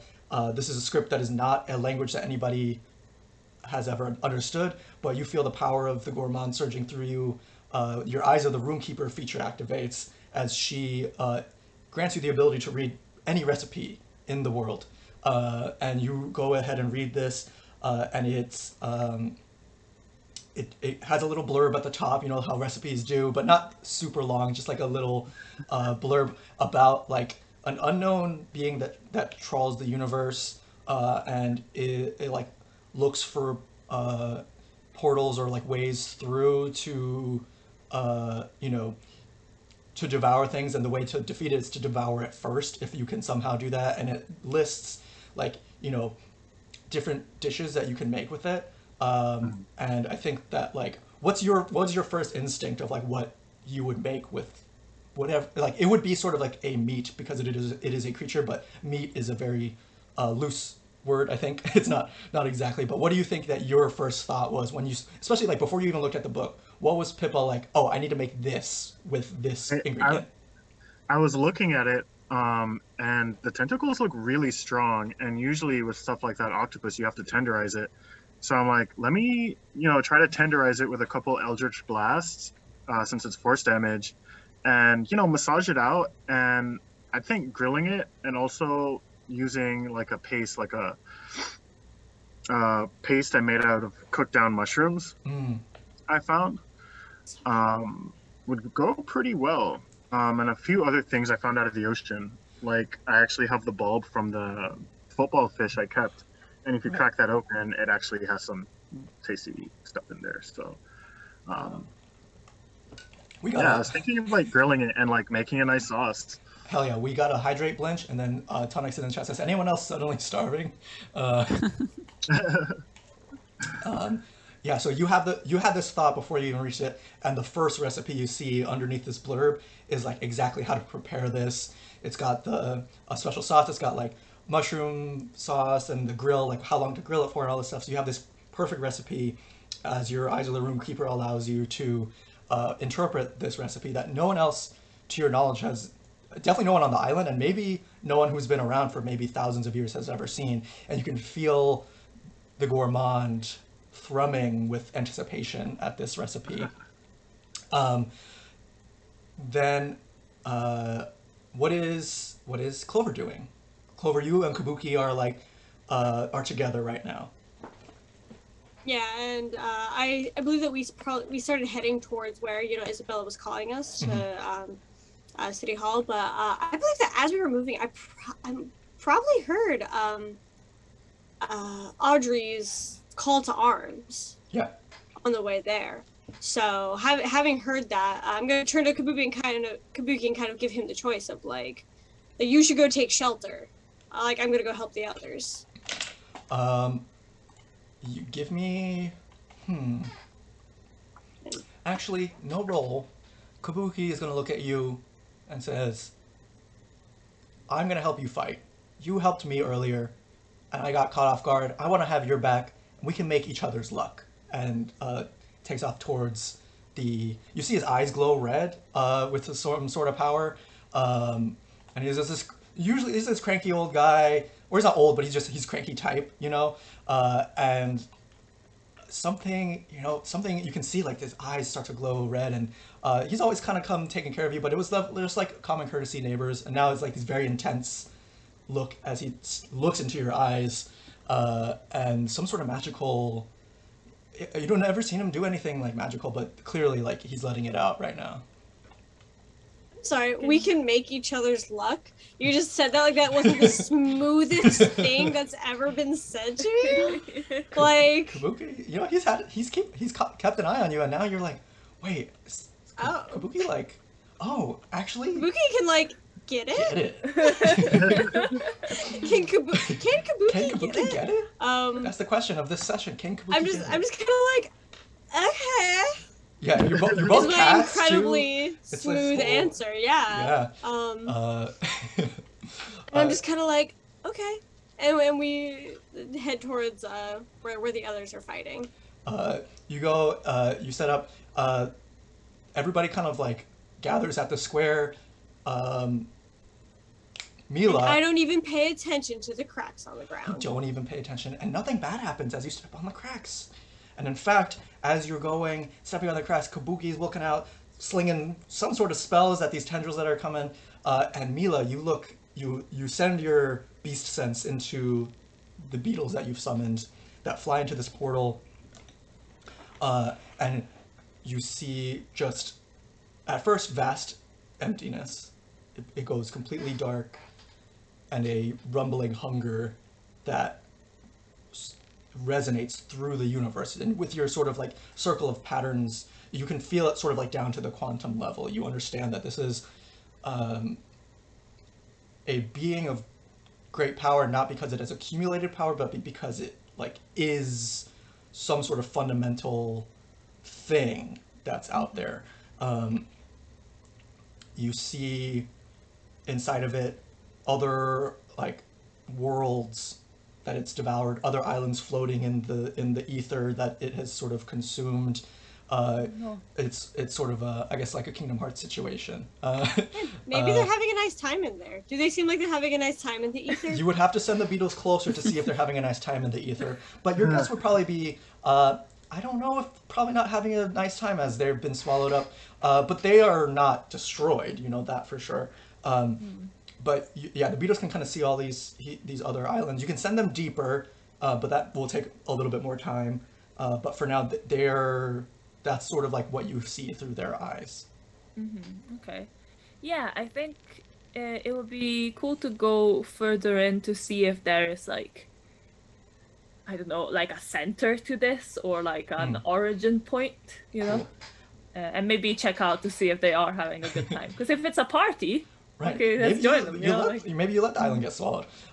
Okay, so I need you to make a Constitution saving throw for the beetles. Cool. We'll just use your con, because I don't want to look up a beetle stat block right now. Sure. Don't need to. Oh, that's 11. 11.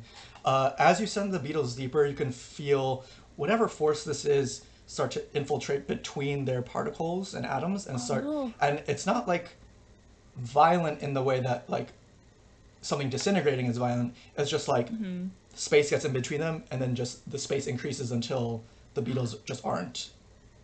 No, Beetle!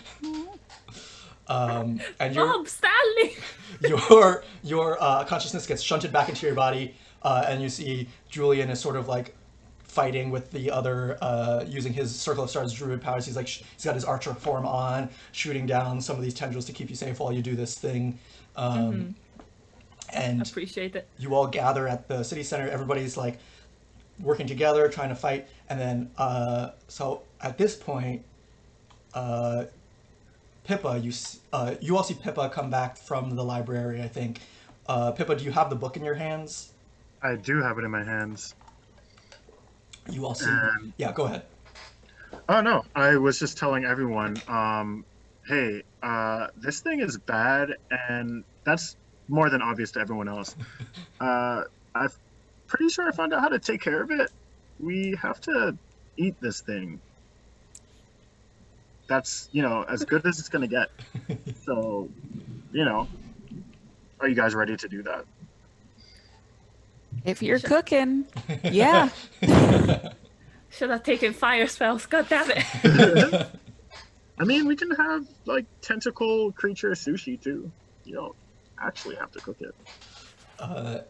Yeah, Lux, the town, the villager, the island representative looks at you, gives you a hearty nod, prepares a spell in their hand, and the other villagers get ready to fight, and I will need everybody to roll initiative. Oh. 11. Oh wait, what's mine? I don't know, but at a certain point, it just occurred to me. I was like, I could have made a rogue. That probably would have made a lot of sense. For Kabuki, for Black Cat.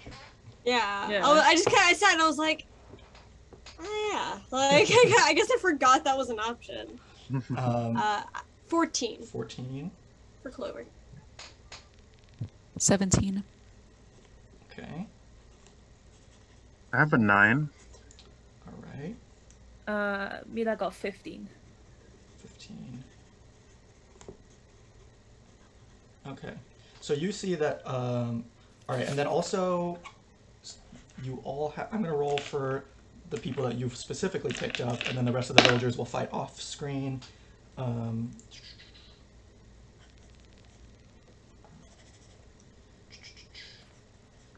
doing this manually for the first time in a long time. Nice to roll die. Yeah, it is nice. We're gonna get to say. So we've got Brooke. You called Tiffany Drago. Oh wow. what's it called? So it's Tiffany, Draco, and Coco, right? Coco, okay. Okay. And then Kabuki's there too, and Julian as well. So roll for Julian. Okay. And then I'll roll. Okay. All right.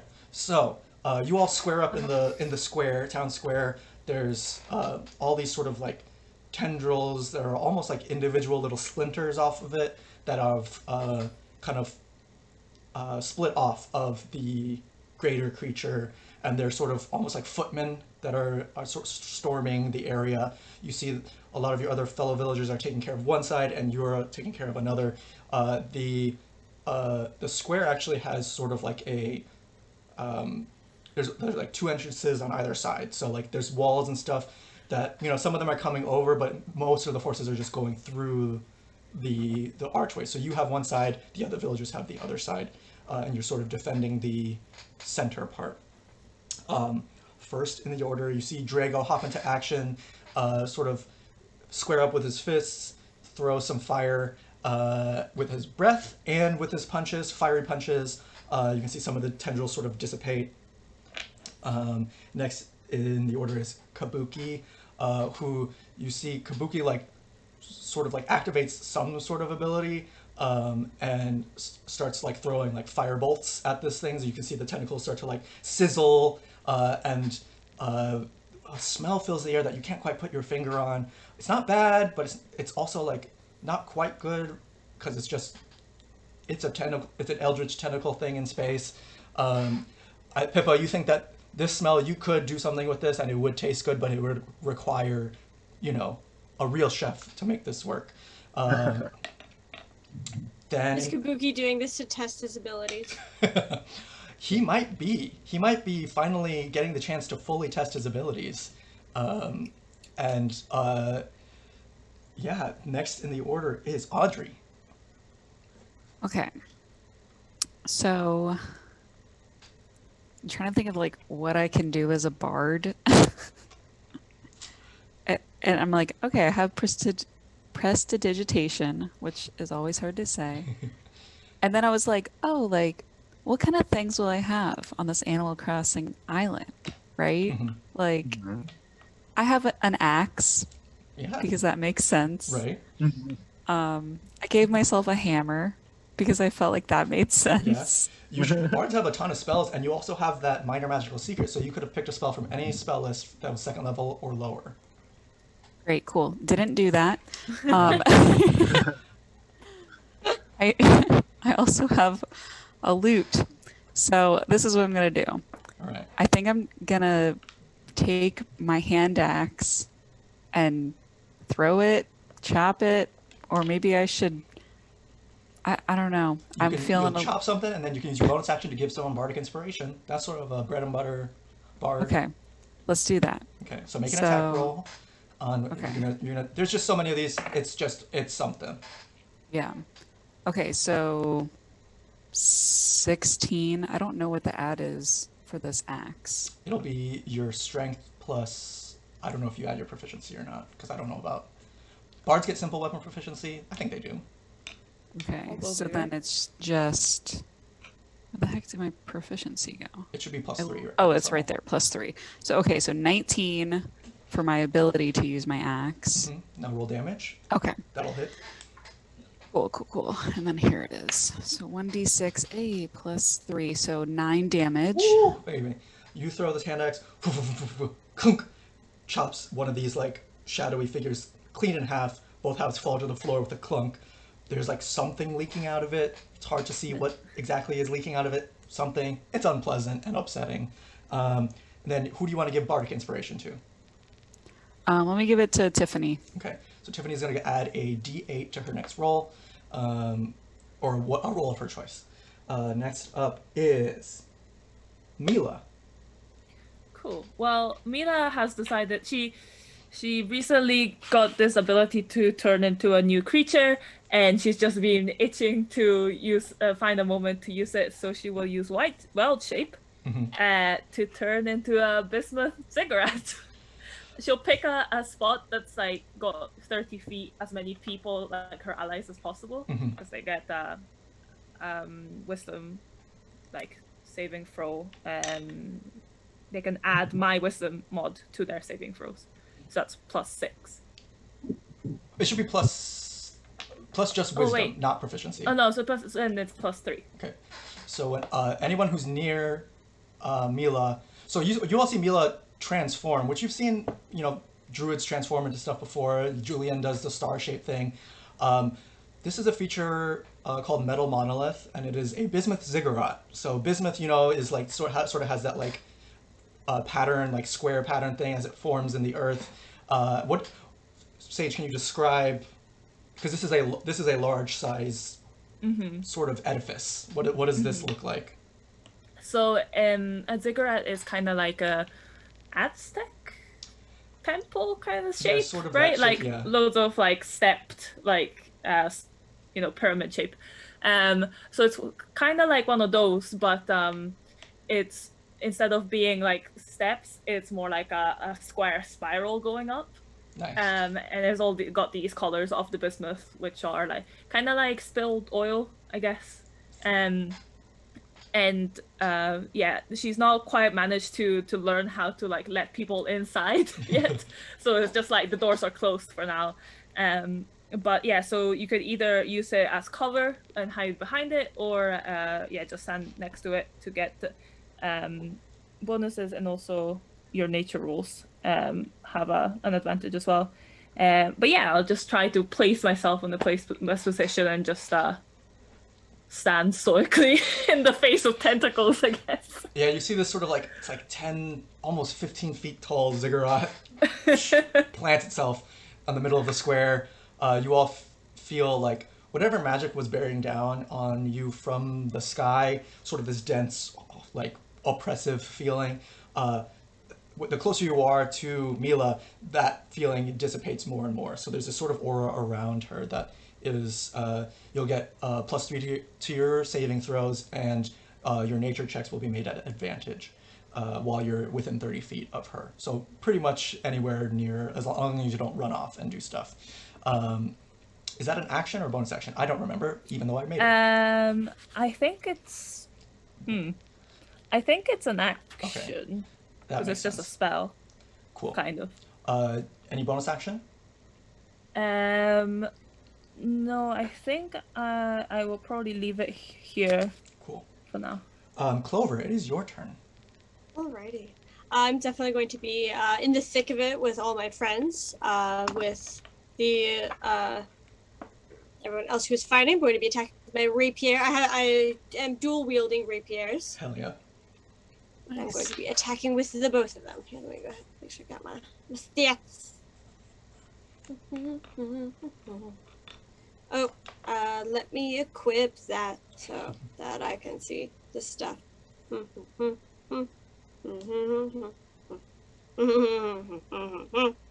we go. Okay. That is, ooh, that's a 25 on the first hit. That'll definitely hit. These goopy things don't stand a chance. No. Alrighty, that is 5 damage on the first one, and then I will take my other weapon.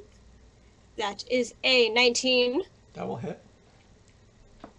And that one is 11. Wow. 11. So that is 16 points of damage total. I do a slashy, slicey, dicey. You like... Oh, are you frozen? Oh. Oh. There we go. Can you hear me? Yeah, Okay. now we can. Okay. You and Adriel were frozen for a second. Yeah, we are hearing some serious thunder above us, so Yeah. there's a storm coming in. Gotcha. So yeah, you do like the 3 slices in, and then they fall into chunks on the ground. That one is 2 tentacles sprout out. the chunks just fall on the ground. You see something oozing out of them. You hear like a sizzle, and like it's not appetizing nor unappetizing. It just is. And you see Kabuki looks over at you with these like red eyes and like gives you a nod and like sort of like a good job. Julian is next. He is still in his archer form and starts shooting down. Sort of like he's like looking ahead at the sort of things at the sky. These things dropping down. He shoots one of the gloops down and it lands in the forest somewhere. Then I'm going to need. So right after Julian, even more of these things start coming towards you all, and sort of start trying to mob you. I'm imagining in like Howl's Moving Castle when those shadow blobs are chasing Sophie down the alleyway in the beginning. That sort of thing. They're all kind of like crashing through the front entrance. After you've cut down a couple of them, they go down. Then more of them start like crawling over each other to come get you all. So I need all of you to make a Constitution saving throw, and you can add Mila's +3 to your final roll. Okay. Oh.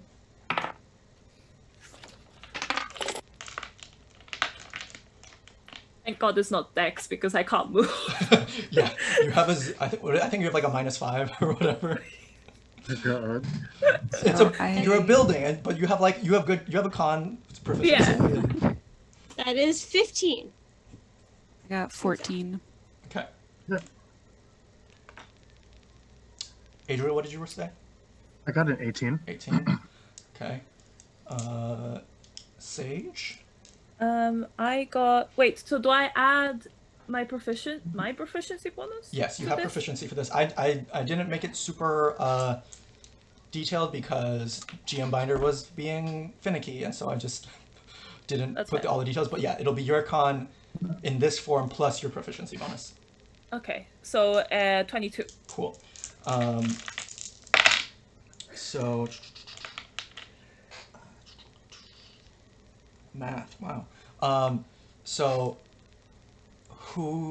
Brooke, you got a 14. Mm-hmm. Anybody get lower than that?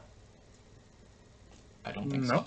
so. Brooke, you take 7 points of necrotic damage, and everybody else takes 3 points of necrotic damage as these sort of things sort of like almost like they start flowing like liquid almost, and like you can feel their bodies like trying to burn you with this dark energy. Some of you are able to withstand it a little better than others. Then next is going to be Tiffany, who's going to... Oh, baby. She's not even going to use that Bardic because she rolled a natural 19. And she's going to roll her fucking sneak attack damage. Oh, baby. That's... As the kids say, that's a lot of damage. Is that what the kids say? Yeah, they referenced that the Flex Seal guy, the Flex Tape guy, or the... Oh my god, that's right. That's a lot of damage. Billy Mays. The next Billy Mays, he just seems worse though. Just a worse Billy Mays. Yeah, these things don't have like proper heads and limbs, but one of them seems like it has a little bit more of a head than the other. Tiffany fully decapitates one, splats on the ground. Now, Adriel, I'm going to need you to make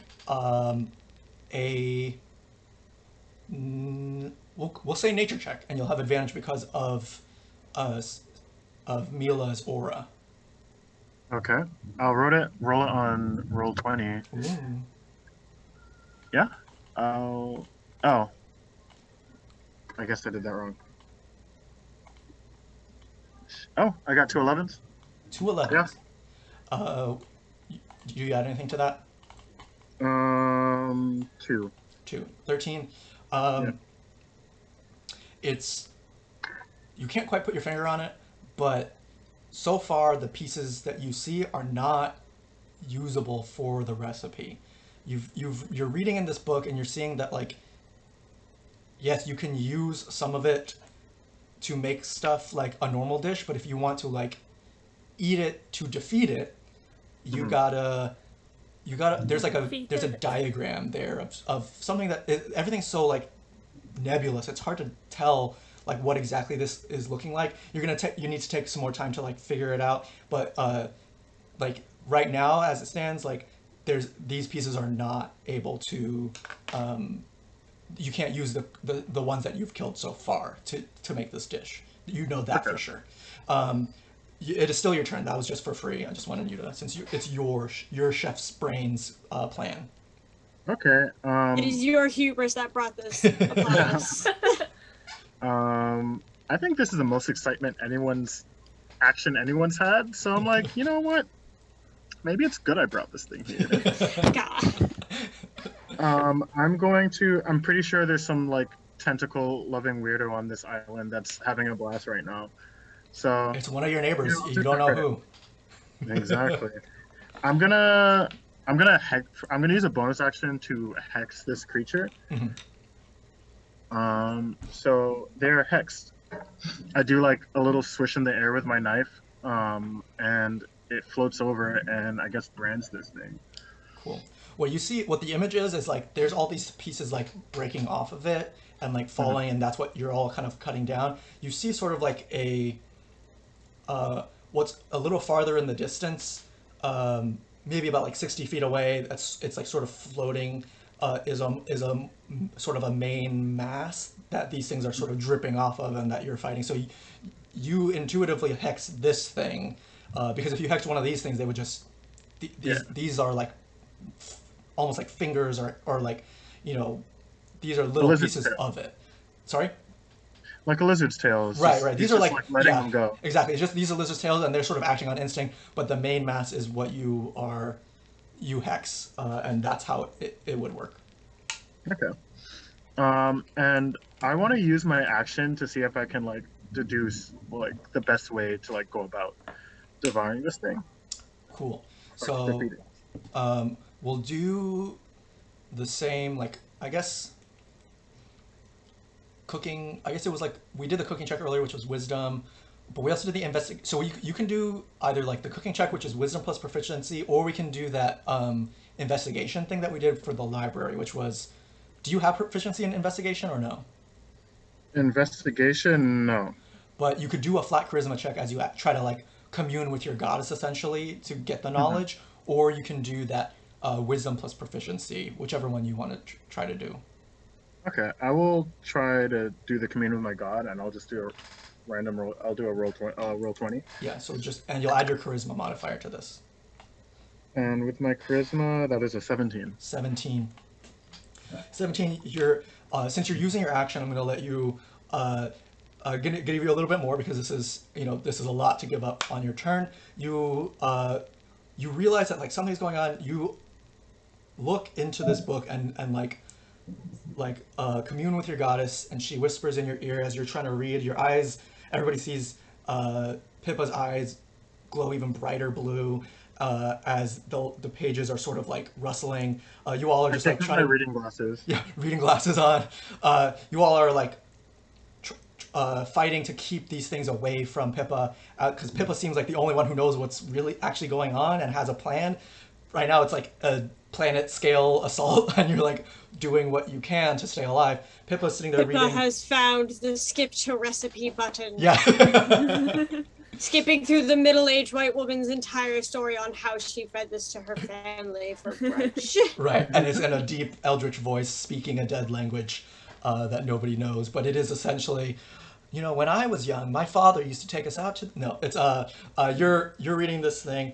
Your goddess is whispering the translations into your ear, and you're reading through, and there's a word that you weren't able to translate before, like just like a few seconds ago. But as you concentrate on it, you can see like it's sort of like you realize it's essentially similar to like a blowfish, like a blowfish's poison sac that you would have to skillfully cut around, and this is the sort of thing that like you actually have. It's the inverse of that, where you have to get this, cook it, and eat it, and like it's like some sort of core somewhere that you can find in the thing, and once you are able to cook that and eat that as part of this dish, that will be the key to defeating this. You don't with a 17, you don't know exactly where this thing is. 17 is pretty good, but it's not a 20 or higher. You know what you have to find. You don't know where it could be. Okay. So, Alright, that's good enough for me. Cool. So use your bonus action to hex. Use your action to do basically a search action, which we almost never do use the rules for, but that's sort of like how that works in 5e. Next in the order, we're just gonna go through. We're gonna have Coco is slinging some shadow sorcerer spells, blasting these things up. And you're looking closely, Pippa, at all these different things exploding, looking for this, this sort of like life core. It's almost like a pit, sort of. It's like a life pit, we'll call it. And Do you hear Cthulhu's voice telling you, "Bring me the heart"? it's the sexy Cthulhu version, the sexy goddess version of Cthulhu. And then we're gonna have you see the tentacle. The creatures are gonna go now on their turn. They have, before it was a legendary action. This is gonna be their full action. So everybody make a wisdom saving throw, and you can add +3 to this from Mila's aura. I got a 14. Oh, 14, 13. 13. 7. Oh. This is so the reason why I tend to roll digitally is because this dice set and all dice sets that are physical hate me violently. You know everyone who makes a joke about, oh yeah, that one set of dice that I had to throw away because it hates me. It's all physical dice. The moment any physical dice touches my hand, it becomes cursed. So that's what part of why I was like, I'm gonna have an unlucky cat, because I know those unlucky dice rolls will be very in character. Self-insert character. Not insert. Yeah, and that's why, because like when you roll digitally with Jig, like you were rolling like nat 20s for I was random wild shit, destroying, just like. And I knew that wouldn't last. I rolled a 2 for this, by the way. Wow. Okay, so nobody got a 15. Everybody fails this. You see, as these like tendrils are like kind of infiltrated inside your group, you see all of them start to swell and they explode. And like all the goop gets all over you, and it's not necrotic like before with the burning sensation. It's sort of like it's like psychic damage. So you all take 23 points of psychic damage. I rolled really well. This is 23. yeah. This is its full action. Legendary action is a little easier to handle, but these all explode, and you kind of like feel sort of whatever this thing is. It's like so beyond your understanding that it freaking like your brain is hurting. Then we're gonna go back to the top of the order. We're gonna have Kabuki is going to grab. Let's see. What is? Oh, actually, Drago goes first. Sorry, Drago is going to use.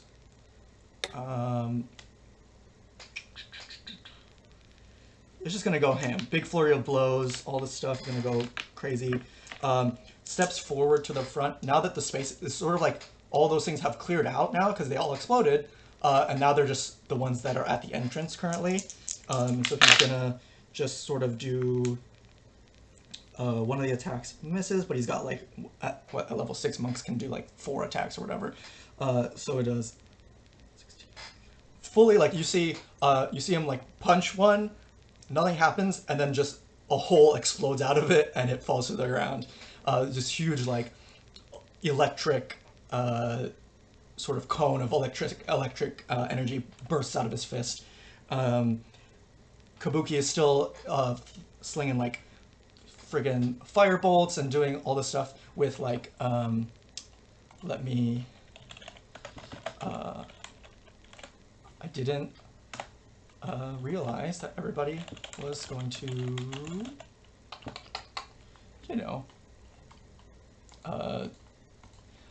have. So I mean I should have predicted that everybody was gonna love the NPCs and grab as many as they could. Also, nobody asked for Kabuki. I did voice Kabuki on you, so that's on me. I like Kabuki. Yeah. I forgot to tell you which people I was friends with. I completely forgot about that. I just decided you get Kabuki, which is because I was absolutely going to choose Kabuki. I was going to be like another cat. Yeah. Well, after Kabuki gets hit with that one attack, actually Kabuki casts Hellish Rebuke, flames sear some more of these things. There's still not any sign of this like life pit in these things, but you see Kabuki is like now more agile than you've ever seen him. Whatever he activated, he's just like going ham. On this turn, he uses his action to summon this sort of spectral magical armor that sort of like encases him. It's sort of this large like sort of skeletal body and like this skeletal face, like it's like sort of glowing red around him,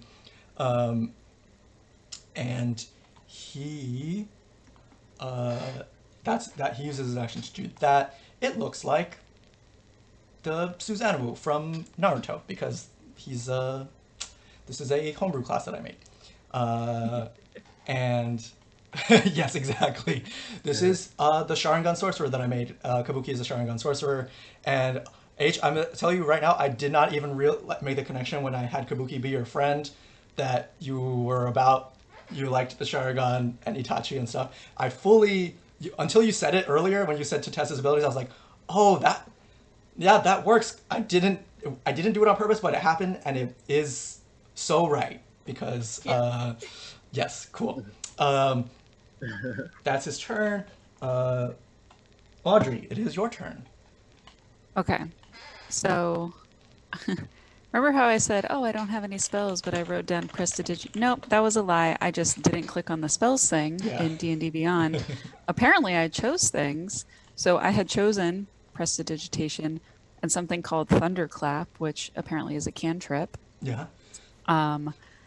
Not sure if this is super helpful because it says each creature within range other than myself must succeed a Constitution saving throw or take 1d6. Hit some of your right, but it should be 2d6 at this level. Oh, yep, you're right. It's right there, 2d6. So I feel like after being 23 hit, like I don't know if I want to be hitting my people. So I'm just gonna. Bards do get healing spells. I don't know if you and that's the other thing. So I read. Hold on, where is it? There was something else, but it was confusing because it said something about where the heck did it go? Like a rest needing. That was Song of Rest, but you do like if you learned because like you have to pick spells to learn. So you have you could have Cure Wounds, you could have Healing Word if you took those spells. Gotcha. You could also have you're 6th level, so you have 3rd level spells. You should have at least one 3rd level spell slot, probably 2. Bards take Revivify? Bards can't. I think they can, right? Unless I'm mistaken. They can do what? Revivify is the spell that like brings you back from the dead. Gotcha. I don't see it on this list, and it wouldn't work with the magical secrets that you have because it would be a 2nd level. Mm-hmm. No, wait. Yeah, because it's you get that feature at 3rd level, so it would be a 2nd level spell of any level for that feature. But you also have Shatter is a very popular bard spell for damage. They're mostly utility and buffing, so you could like if you have any of those to like buff your friends, like enhance ability. What did you choose for those spells for like your leveled spells? Because you have your cantrips. Did you choose your leveled spells? I did not. I can do something like I can do an action now and then go choose a couple spells. Go ahead and do that. So okay. You can give a bardic inspiration as well to a party member, and then also attack or you could do some sort of action, whatever it is. Yeah. Let me just attack again with the hand axe since it went well last time. Hopefully I'm lucky and it'll happen again. And then I'll do the bardic inspiration for someone. Cool. After this hand axe, you're gonna have to go get them because you're throwing these, right? Or are you getting up close? Oh yeah. No, let me get up close. Okay. It's the same attack roll, but yeah. It will change how the battle goes. Okay, so I got a 14. 14 does not hit. Oh wait, but Plus. is this plus 3? Okay, yeah, Plus your strength, yeah. Plus your strength and proficiency. You should have. Oh, plus my strength. Sorry, 1 sec. You added plus 3 last time. Oh yeah. So plus 3. Yep. So okay. 17. So that will hit. Okay, and then my d6. 6 again, so 9 damage again. Cool. You chop. A little piece of this thing gets slivered off. Who are you giving your bardic inspiration to? I don't know. Who wants to be inspired? I gave it to an NPC last time. Given the circumstances, I think there's one clear choice for who should get the bardic inspiration. Yeah.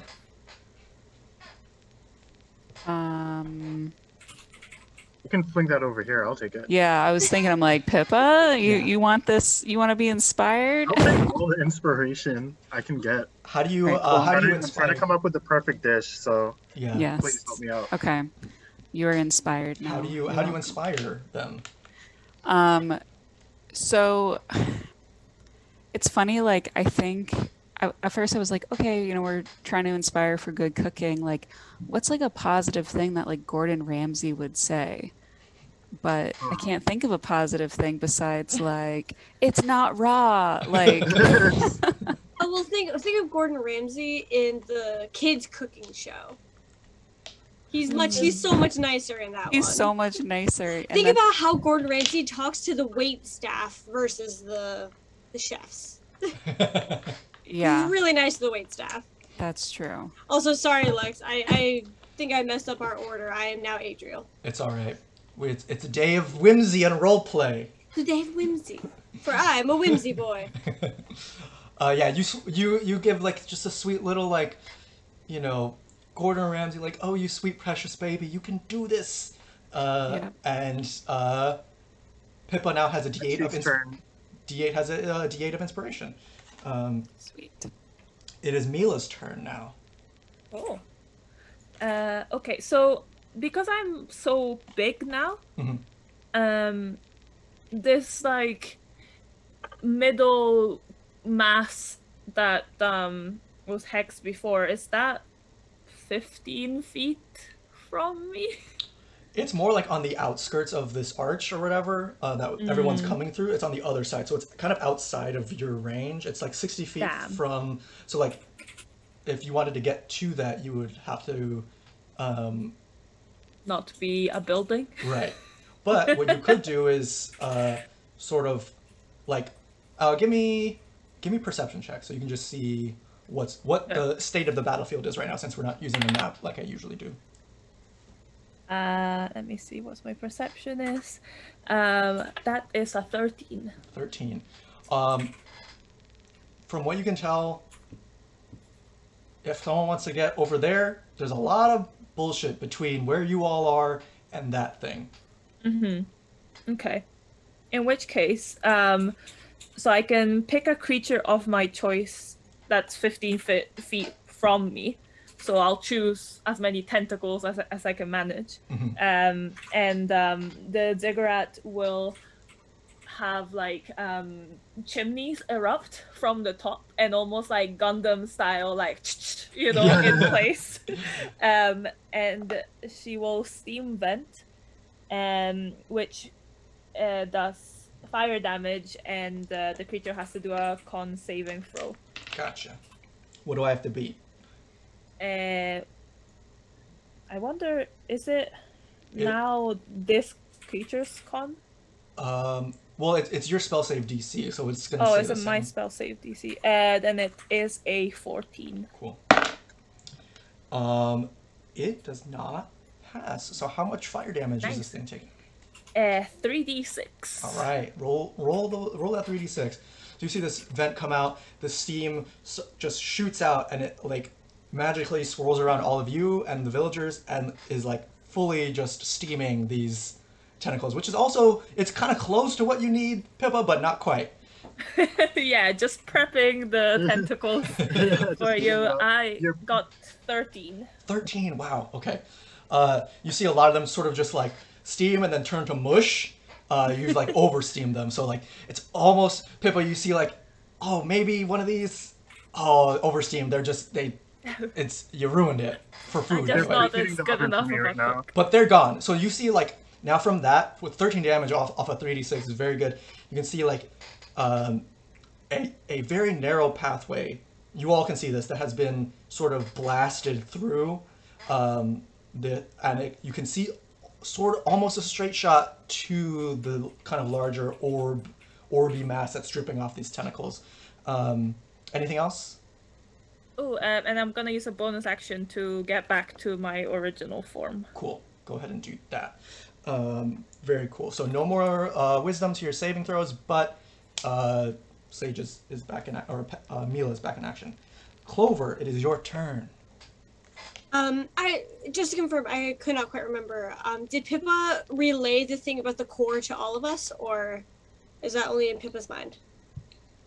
I did. Yeah. You did? Okay, cool. Then with that knowledge, I'm going to start just from like slashing, since I had rapiers, which is more of a lunge, a piercing action. Regardless, I'm going to. I'd still attack twice, but I am definitely more looking for, like, aiming, trying to find this for them. Give me. You can give me a. What roll? I guess this is an investigation. So first, give me an investigation check, and we'll see what you can do. I will stick with what I rolled then, because that was beautiful. That was lovely investigation. That is a unnatural, a dirty 20. Dirty 20. Oh, I just remembered. Dang, I rolled a 19 in the last attack, and I'm a champion fighter, which means that counted as a crit. Oh. It's too late. Yeah. It's too late. Next time. So you're like looking around. This is a bad day for Clover. I mean it's unlucky, Okay. but also Is it shaped like a four-leaf clover? Is the pit shaped like one, and I've just been in tune with it? the pit is sort of lumpy, but it's more like it sort of has the illustration is sort of like a toe bean of a rabbit foot. Not a full rabbit foot, but this thing looks like a little. It reminds you of a little rabbit toe bean. Aww. And you're looking around. You're using your you're like, man, where could this be? And you think like, all right, what's the worst possible place that this could be? And it would be the unluckiest place, but it probably is probably what's the case. It That is big floating thing? Yeah, it's definitely the epic floating thing, and there's a Yeah. lot of bullshit between you and it. But you think that if you can get to that and like somehow it's got to be deep inside that thing. So, but it is hexed, which I think gives Pippa extra damage on it. Did you use Hexblade's Curse or just Hex? Hexblade's Curse. Okay. I think anything else? Does anybody else get benefits from that, or is it just you get extra damage and you get healed and you crit on better? Okay. Yeah, it's just me. Okay. Because I know the Hex spell has some other things. There's a lot of rules to this game. Right. So yeah, you definitely understand that that's where that is. So we are fighting in that, or generally around that main square area where that monkey fucker had been. Yes. Which, is he still around? In the fray, it's hard to you don't see him right now. Okay. But I remember noticing on that like, walls around. Yes. Would the walls, if I climbed on a wall and like went along it, would that get me closer to the fuckwad while getting past the blobs? I'll say that will definitely. So you can make either athletics or acrobatics to get up on the wall, and if you were to just charge straight towards it through the arch, because there's like the walls and then there's an opening. Oh, the arch. So I'm not going to really. No, yeah. So like if you were to go straight through that, you would take a lot of attacks of opportunity. But if you go up the wall and you make the successful check to get up on the wall, you'll only take not that many. Like definitely I should have less. been a rogue. Yeah, you're definitely like roguish sort of thinking here. Play style going on here. I could literally in probably 30 seconds switch it over to a rogue, but we'll come back to that. Yeah, So I'm gonna go ahead and acrobatics, because I definitely went Dexy with this fighter, this basically rogue fighter. Oh, that is again a dirty 20. That was a 17 plus 3. Cool. So yeah, I'm gonna get with my cat. You like cat climb up onto the wall, just like easily, just Naruto running across this narrow fence. I just thought of an entire reason why me and Kabuki are close. I'm always worried about crossing paths with people. I don't want to give them bad luck, so I tend to like go rooftop to rooftop, and he probably does too, and that's why we're like kind of passing in the night buddies. Yeah. Aww. Kabuki is, now that you're looking at him, whatever is going on with his eyes is almost like some sort of like clan. He's like already cursed, sort of, by this lineage, and so you can't be bad luck to him because he's already forging his way in the world. You jump up. What's your AC? My AC is... Oh, 'cause I'm a fighter, not a rogue. That's bad. That's bad. That's not very good. That's 13. 13. Oh, wait. No, I'm not wearing my armor. Gotta put my armor. What's your dex score? If you're not wearing armor, it should be 10 plus dex, and if you are wearing armor, it'll be whatever your... If you have 14. leather armor, 14. Yeah, Okay. there we go. 14. Actually, yeah, that's not bad. Could be worse. I got so used to Jig Dankweed and his just insane AC with his beautiful, beautiful dex. The monk armor class, just unarmored dex and wisdom. Just stupid broken. It's so good. I love it. Two of these attacks, these like tentacles, like as you run by to get to the wall, they kind of like slap at you and you take 10 points of bludgeoning damage. But you make it to the wall. It's about 60 feet out, so you've made it probably halfway there. And you could action surge to get there if you wanted, but you couldn't do anything this turn. Or anything else. Yeah. I'm gonna die. I'm at 10 HP. Right. So I hope Brooke is taking healing spells right now. Yep. I am. And remember, with that took feature, you can 2 take of them. any second level spell from any list. That's what the Wayfarer Bard. That's what I gave it. So you can do that. It doesn't have to be from the Bard list. You won't find it on D&D Beyond because it'll just show you the Bard ones. So if you find a second level spell from any list or first level spell, you can grab that as well. So you could take another healing spell probably from the cleric list if you wanted. But anyway, all right. So Clover, you're perched up on the wall. You're. I have a double. I could have been attacking twice this entire time. Yeah, because the rogues only get 1, but fighters get 2. I'm so not used to a fighter, man. It'd be like that. Sometimes you just don't know what you can do. There's so much stuff in this game. So much stuff. But you dashed, or like you moved, so you have an action left. Yeah, no, I'll attack whatever tentacle. Just fuck. Right. Fuck you. Fuck So you, give tentacle. me 2 attack rolls. Kick. Yeah, email. The Zoom thing happened, so 18. 18 will hit. 23. Definitely. And the thing is, I'm dual wielding, so I think I get like So you would another get- with my offhand. So you would actually get 3 attacks. So you get 2 from extra thing. From extra attack, you get 2 attacks with your action, and then your offhand weapon is your bonus action. So that would be 3 attacks total at this level. Oh, and that's an. Jesus, why are all of my attack things rolling so well? Okay, so Roll that You're damage. making your own luck now. Oh, I'm making my own luck. Kabuki's looking at you, just Kabuki. smiling. The little heart like thingy. some kind of like nerdy anime. I don't know what it is. H always romances my NPCs, and I don't even mean to. That was an accident. I was mooning the salad man. We fell in love. It just happened. just like a romantic person, I guess. Alright, so 2 so far. Alright. I roll it again. That's a 6. And then I do double. I roll twice for the crit. Yes, so it'll be 2d8 plus your modifier for that attack only, and then you have your other attacks as well. Okay, so 19. Okay, wait. 20. We're at 25 plus 33. 33 damage. 33. Good God. Wow. What does this look like? And this one, I was gonna say again. I was rolling this one on D&D Beyond because it likes me more. So there's these two creatures, like tentacle creatures, slap you for 10 points of damage because you're getting down, and then a bunch of the other ones are starting to close in as you're like perched on this wall. What does this look like? I think it's just sort of the thing where like even though I've been, stepping on the cracks, I still, I was still doing it. I was subconsciously kind of freaked out, but now I'm on the wall. I am in my element.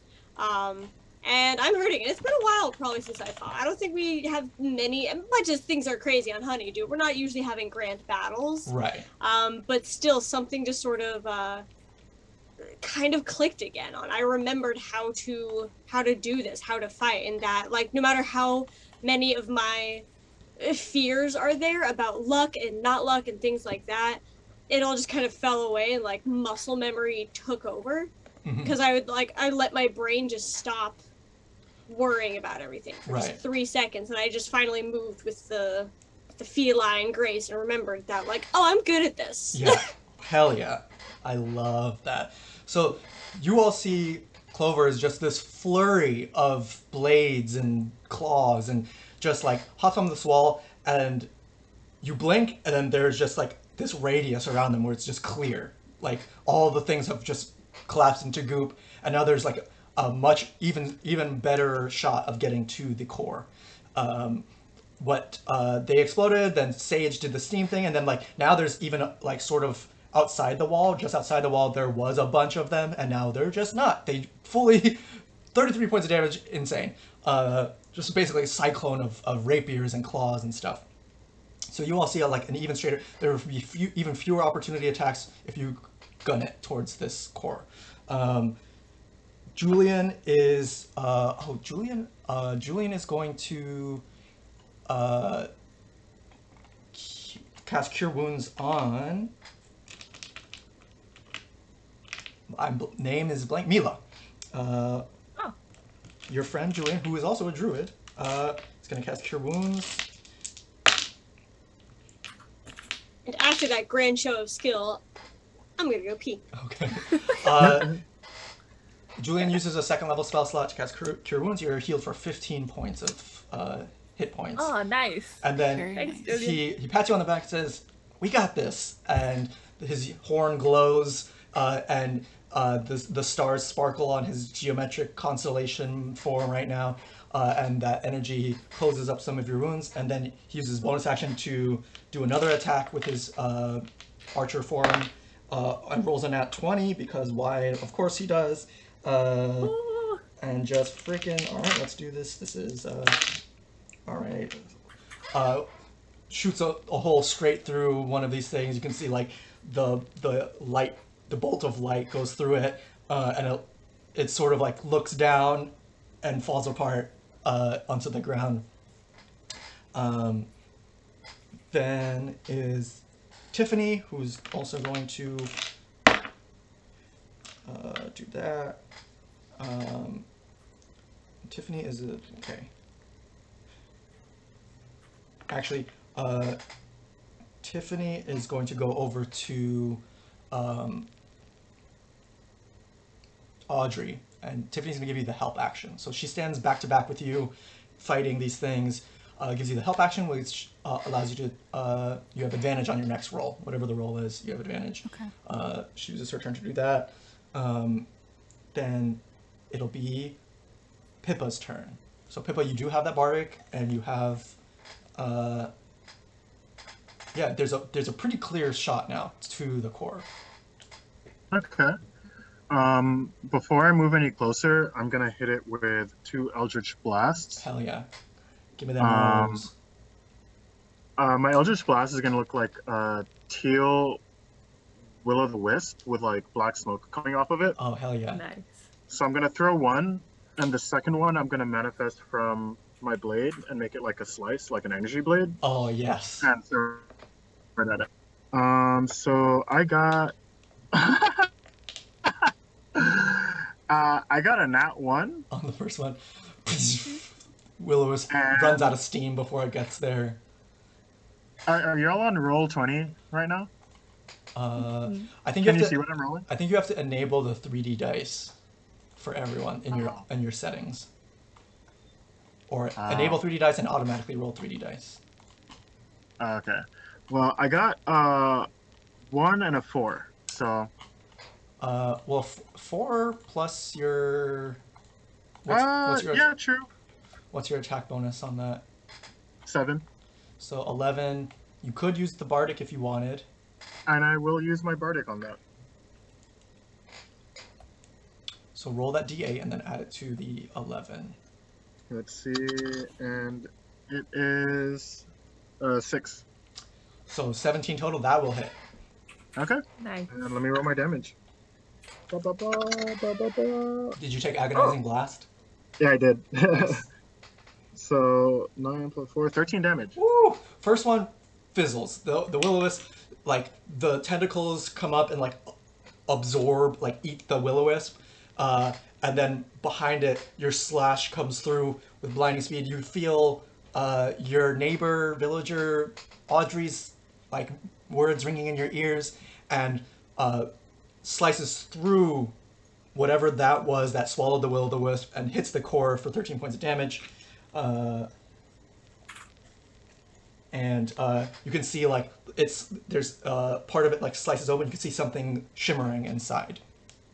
That is your attack action. And I'm going to use the rest of my movement to move as close as possible to this thing. I want to fly as close as possible. Cool. So you can fly towards it. Everybody has 25 feet of movement speed anyway, and you have the 25 of fly speed as a bat. So yeah, you can fly 25 feet towards it. Everything from here till there is clear, so no opportunity attacks because everybody's been like clearing these things out, making a way. Anything else? That will be it. Cool. Then it'll be Coco. Actually, before Coco goes, they're not close enough to do that other legendary action, but they are going to try and shoot some stuff at y'all. One of these is going to hit. I guess. So who's closer?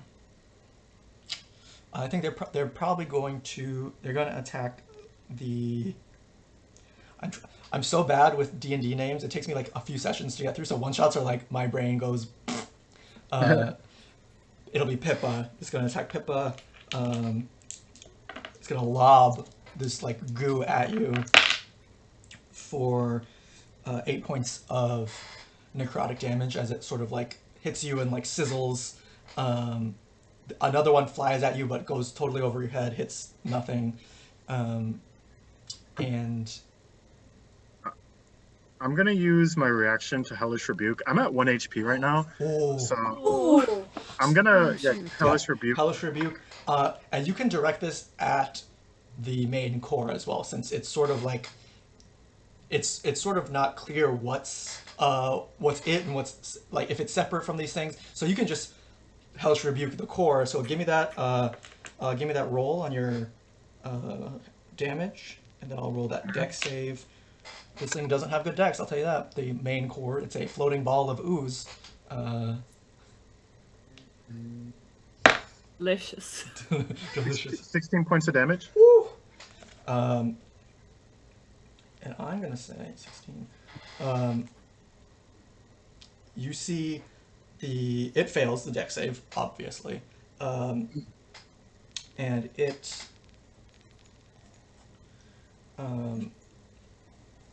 oh yeah. You see like that slice that you made in it, it starts to close, and then as it attacks you, you Hellish Rebuke it, and you cauterize it so it stays open, and you can see like this huge gash. You can get a better look.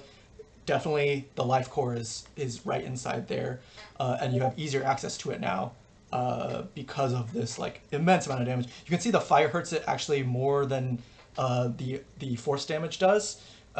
It's not fully vulnerable to it, but it does take some extra from that. That was its legendary action. It's going to use its turn to close in more towards the front. So it's like basically using a dash action to get closer, but it doesn't have enough room to do anything with its turn besides that. So you can see that path that was cleared by everybody's attacks is now starting to close in again. And so there may be some opportunity attacks involved, but still not as many as the start. Then back up is we're gonna have Drago is gonna clear out some. Kabuki is going to run towards Clover. As you're perched on the wall, he runs over and gives you a little wink, and what was that spell? Okay. Is going to cast Fly on you. Okay. Which gives you a 60-foot fly speed. And so he he looks at you and what does he say? He like reaches out his hand, There we go. Let's do this. puts it on. We're just gonna do it. Fly, Pippa, fly. Fly, Clover, fly. Flicks you on the forehead. Mm-hmm. I just pass out off the wall. And it doesn't hurt, but the force of it sort of lifts you off your feet as you now have a 60-foot fly speed. Gives you a little wink and says, we make our own luck. We make our own luck. Shit! That's going to be Audrey's turn. Like a weird Alright. comparison to make, but it's like in Frozen 2 when, what's his fight? Kurza was like, my love isn't fragile, and I was like, shit, man! The feels. Okay, so I've learned a spell. Just now. I just done. I used one of my, little star pieces I found off the beach and learned some spells. There you go. So one of them is Prayer of Healing. Ooh. Is that okay? Yeah. Okay. So it says up to 6 characters of my choice that I can see within range. Each regain hit points equal to 2d8 plus my spellcasting modifier. Which spell list is that on? Is that that's a second level spell, right? That's the one you want to learn? Yes. Second level. I think it was like cleric or something. Yeah, that's fine. I'm just looking at the text of it. The casting time is 10 minutes, Brooke, so you can't cast it right now. All right. What about... Let me double check. Okay, what about this spell? It's called Aid, also from the cleric list, I think. It bolsters my allies with toughness and resolve. Choose up to 3 characters within range. Each target's hit point max, and current hit points increase by 5 for the duration. Which is 8 hours, and it's not concentration. So yeah, choose 3 characters. Their max HP and current HP will go up by 5. Okay. If you cast it at a higher level, it'll be an additional 5 if you would like. So they will give you 10 if you want to do that. If you cast it at a 3rd level, I think. Yeah, that's what it says. If I cast it at a 3rd, increases by an additional 5. So you could do that, or you can save your 3rd level spell slot for something else. Eh, I'm being fully healed, by the way, so you don't have to pick me if you want to pick Tiffany or something. okay. So, for the fun of it, I mean, let's do the 3rd level, because why not? Mhm. So then, okay, in that case, I'm thinking, all right, so Mila doesn't need it. Pippa, do you need to be healed? Yes. Yeah. Pippa's at 1. Hey, I have 1 point. Okay. And then Clover, do you need to be healed? Yeah, Okay. I'm at 10. Okay, so yeah. So you got that going for you, and You then do it on yourself. I can do it myself. Yes. Okay, let's do that. Brooke is still getting used to spellcasters, I think. Yeah, I'm traditionally like give me a weapon and I'm just gonna bop bop, or like arrow, like let's do it. Spells, I'm like, can I do this? This seems really good. Can I actually do this? Yes. You can. Yeah, Brooke's first character ever was a ranger, or a fighter, and then a ranger, and then without like really ever using spells, except Fog Cloud, which was iconic. And then you'll have to see next week what she plays. She does play a spellcaster, but it is a little bit of an easier one, I think. Yeah. Nice. than a bard. Well, you Okay. got some practice in. Yeah. get some Yeah, practice. exactly. So it's like aid. You sing a song of help, Yeah. and the three of you gain 10. Your max hit points increase by 10. So this is different than temporary hit points. Max hit points increase by 10, and you gain those 10 hit points. Cool. You have bardic if you want to use that. What's your charisma score or charisma modifier? Sorry. +4. +4. So used one for call to action, used one on Tiffany, used another on Pippa. So you have, and Pippa used theirs already, so you have one left if you want to give Pippa another one. Yeah, I think so. Okay. Definitely. That's your last bardic inspiration, so you can't do that anymore, but pretty effective. Yep. Okay, that is Audrey. Mila, it is your turn. Oh, so Mila was inspired by her friend. She's like, oh my god, I just realized I learned this really cool spell. And she will cast Moonbeam, Ooh.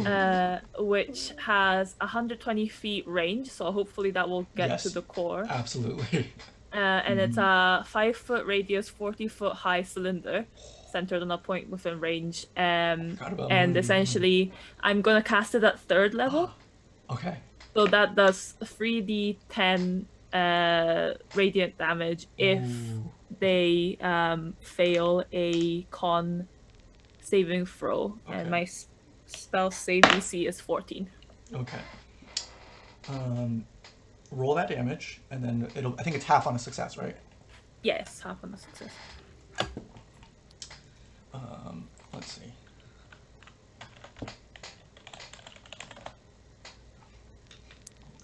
Oh, it's concentration, so you can. So Yeah, and I can keep it up. okay, so whenever it starts its turn, there it also does.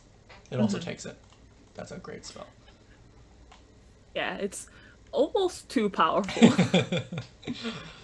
Look, as long as your concentration doesn't get broken, you're just fucking throwing down these Yeah. spells. Or, like, if someone has to hit it, I guess. It should probably take it away. Okay, how did you do? What did you roll for damage? I rolled 14. 14 points of damage. It makes the save, but it takes the 7 points of radiant damage, and Nice. when it starts its next turn, it'll also have to make the save again.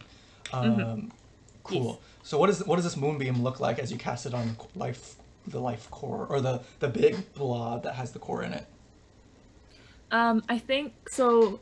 I'm imagining if there was any like darkness around it, trying like obscuring it a bit and like making it hard to see, then that kind of like is vanished by the moonlight, and it maybe almost reflects on the like inner crystal from the wound it has.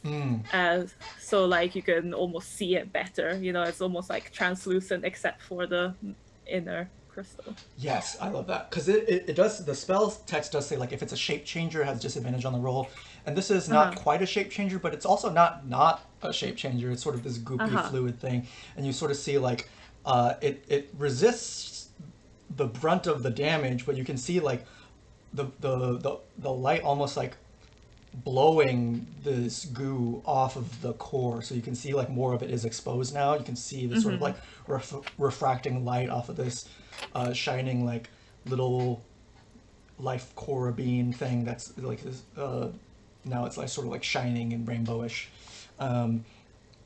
Anything else? No. As a bonus action, I'm gonna create 3 pebbles that can be used for a ranged spell attack. Cool. It's either from me or anyone else if anyone else wants one, but you can use it's my spell casting modifier. Is that catapult? No, like you literally chuck it, but you use my spell attack modifier when you throw it instead of your like Gotcha. dex or whatever. What's the This is my spell! What's it called? Magic stone. Oh, magic stone. Cool.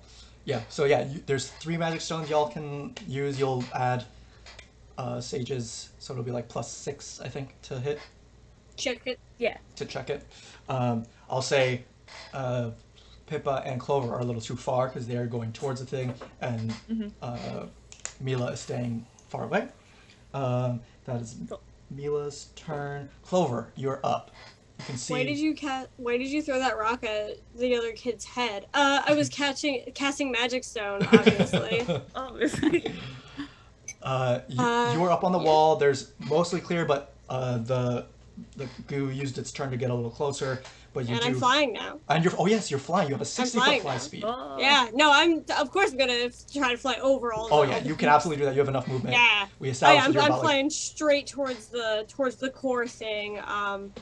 And I'm gonna leave it to Pippa. I know Pippa is the master chef, so I'm just going to be trying to go and like kind of clear around it. Right. Cool. To like give it more, give Pippa the space to work. I'm the sous chef to there. So yeah, I'm gonna go ahead. I'm going to do my 2 attacks plus my other one because I have so many attacks and I haven't used like half of them. That is a 16. 16 will hit. All right. Oh, that's a nat 1. Oh Not no. gonna hit. Luck giveth and luck taketh away. And that is a 10. 10 will not hit. The first one will hit. Okay, so I have 2 attacks and I have 2 rapier, so I get 3 things. Yeah, total? so it's extra attack Okay. gives you 2 attacks per when you take the attack action. So it's really doesn't interact with your other hand thing. So your Okay. bonus action is the 3rd attack. So it's like slash, bah!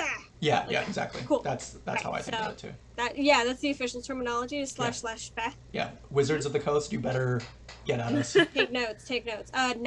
9, okay. So you're able to you pierce part of it. The other ones kind of bounce off the already exposed life core, but you're able to get more of this goo off of the core. You said 9 points of damage. Mm-hmm. This thing is looking like, and there's that moonbeam in the area as well, which is kind of pulling it back and helping you, everybody's sort of working together to pull back this, almost like peeling back the skin off of this thing. Filleting. You're pulling. It's like when chefs cut off fish skin and they cut under it and then they are ripping off the skin from that. It's I sort did of do that last week. Oh, yeah? I filleted a fish. Yeah.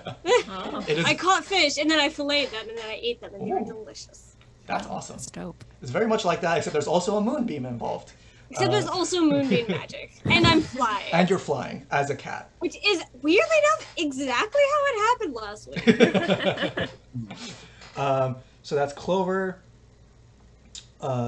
Julian is going to go towards Pippa and also cast a 2nd level Cure Wounds on Pippa. Ooh. Thank you, Julian. Julian gives you unicorns, the smug unicorn wink, and you get 11 points of health back. Okay. Reaches out his hand, his horn glows with starlight, and you're healed for whatever number I just said. Can I pull out an apple I had in my satchel and feed Julian You absolutely can. as he's doing this? Yeah, you're Good horsey. as he's It seems weirdly he's casting the kind of, spell on you, and he's it's kind of sensual. He's looking into your eyes. It's a bat and a unicorn sort of having a moment on the battlefield. They have prehensile lips, which is something I don't like. Yeah, that's It's literally yeah. like a horse's Oh. lips are described as prehensile, and that's I don't like that. That's worse I like than that the word. that's worse than the goo. Oh worse than no. My hand is all slobbery now, Yeah. but it's okay. It's unicorn slobber though, so If you Exactly. hold, that's why you hold the One hand flat. property. That's how you avoid that. Proper I technique. honestly did that just to get some of his spit. I didn't know how else to ask him, so. yeah, it's part of the recipe. It's recipe is you need a teaspoon of unicorn spit. Oh, I and, thought just because you wanted his spit that bad, I didn't realize Oh, it was no. part of the- you can ask him to spit in your mouth, but that's going to be his next turn. Yeah. Go. I definitely will. Tiffany is. Oh, Brooke, did you roll with advantage last time? I didn't have to roll for anything. Oh, for so that you still deed. have that. Yep, I just remembered too. Tiffany. Assassin rogues are good at one thing, and it's assassinating. So she's just tearing it up on the battlefield. Now it is Pippa's turn. Pippa, you've been healed. You see your friends have peeled back the skin of this creature that has attacked your town. You have inspiration. You've been healed. You have all these things working in your favor. You've got sort of a semi-clear path towards. There's a little bit that you might take one opportunity attack if you if you go to get close, but you are also, you have Eldritch Blast, so whatever you want to do, just laying out the situation. Want to move as closely as possible to this thing? Okay. You are, I guess. I made the villager thing 25 feet because that's just a fun thing, but we're just going to say you can make it the rest of the way. You're like within 5 feet of it now, so you're close enough to do whatever it is that you would like to do. I'm going to attack it twice with my hexblade weapon. Cool. Yeah, let me see how this goes. So first roll is a 16. 16 and will hit. Second roll is a 19. Ooh. So that is a crit. That's a crit because of the Hexblade's curse. Hell yeah. Yeah, so 3d10s. Go for it. What the hell is that? It's 3d10s plus charisma twice plus proficiency twice, right? Because it's. Yeah, exactly. I told y'all before we went live. I told them how everybody plays, and I was saying Adriel is so good at like really just squeezing out every bit, like just going ham. This is such a good example. Just breaking everything. Oh wow. You may have hated playing Devin, but Devin wrecked. Devin was shop. so good. Devin destroyed everything constantly. Devin was a Zeal Domain cleric, and when I one time had an undead room in the dungeon crawl, and it was fully trivialized by Spirit Guardians. Gone in like a half hour. It was a huge swarm toward the party, and Spirit Guardians, first of all, insane spell, cuts movement speed in half, does 3d8 radiant damage on a failed wisdom save, and so like all these zombies are just like going poof and can't even We could get have to just the sat there party. and played cards and like. Devin didn't even move, and like they couldn't get to the party because their movement speed was halved, and they were taking all this radiant damage. Bananas. Sadly, it was a human, and Well, we gave you. maybe I'll play a human again. We made you a werewolf. We did make you a Oh werewolf. yeah, true. I did make Because the myself a werewolf spit in your mouth. to spice it up a little bit. Right. It was 38 points of damage total. 38. And for the last attack, I want to flavor it like I kind of like chopped in and use an eldritch blast to like push the rest of the way in. Yes, I love that. You're like, you lodge your goddess, who is a blade, into the core. Eldritch Blast. It looks like a big meat cleaver right now, actually. Hell yeah, big meat cleaver. Eldritch Blast to sink it deeper. Everybody hears a crystalline crack resonate across the battlefield. 38, you said? Mm-hmm. God, that'll. You see everything sort of seizes up. All of the tentacles seize up on the battlefield. You see the moonbeam is like forcing it down. Clover's pulling back the skin on this thing, and the skin is sort of like fully peeled off of this core, and you can see like, so there was this sort of like larger core that was inside. It was clearly what boss battle logic, but as you've cleaved into it, you can see the thing inside perfectly matches. There's like another core inside the core, like whatever's inside of a pit is like perfectly matches the diagram in the recipe book. Mm-hmm. And so everything seizes up for a moment. You can tell like this is like the next round as it comes back, like you have that one round to like do something before it kind of like tries to reconstitute. Mm-hmm. So on your next turn you will have to perform this essentially a ritual, right? I mean, but you're cooking it. Yeah. But for now everyone has like a moment to breathe for this next round. I'm not gonna go turn by turn unless you have something you wanted. Like I won't go turn by turn for the villagers, but for y'all, we'll go through that. You have your cleaver into it. The ooze is fully peeled off of it. You can still see it moving, but it's like stunned right now. I'm gonna use my bonus action to take out like some picnic stuff I had with me and like have a plate for everyone ready to like eat this thing. Hell yeah! And you also get hit points back, right? Because it Yeah, I do. You do, half of my warlock level, I believe. plus Nice. plus charisma maybe, or is it just half the warlock level? I think it's that plus charisma. Let Okay. me make sure. So go ahead and heal that up. I'll do 'cause that. Hexblade's curse is freaking cool. It'll be Coco. Its tentacle's turn spends its turn just fully stunned. Yeah. Then we have Kabuki, Yeah, it's Drago. my warlock level plus charisma. That's awesome. So yeah, you've healed up quite a bit. Now so Audrey. Okay, so the tentacle is stunned. I mean, can I still attack it? Sure, there's like a lot of goop still around, and you can attack those and Okay. You wanna chuck a stone? chuck one of the stones. Oh yeah, I can just chuck Yo, a stone. Roll a d20 and add Throw some 6 rocks to at it. it. Yeah. Throw where's some my- fucking rocks at it. You have a free turn essentially. Yeah. It's like the All right. Safari Zone right now. Yeah, you can throw a rock, throw a pokeball. Okay, so I rolled a 14. Plus 6, so it's a dirty 20. Ooh, Okay. Cool. what is? You hit. It's a 1d6 plus 6 bludgeoning damage. Ooh, Alright, 1d6 plus 6. Alright. So I got 3 plus 6 is 9. 9. Nice. Whatever ones were like traveling, starting to make their way towards you all that are like your ranged characters, one of them explodes into goop and falls to the floor. Pebble power. Pebble power, and you're starting to see like with this light and like the smell is starting to change. It's interesting. Like before, it was sort of like a neutral smell, which was like if you thought about it really hard, it could be good, it could be bad. It's, like one of those smells. And now it's starting to get a little more savory. It's starting to smell like more like food, not quite full food yet, but with this sort of like all this not quite finishing blow, but like decisive blow. It's something is starting to change about the makeup of the flesh and the core and all this stuff and whatever creature this is. That is Brooke's turn. Then will be Mila.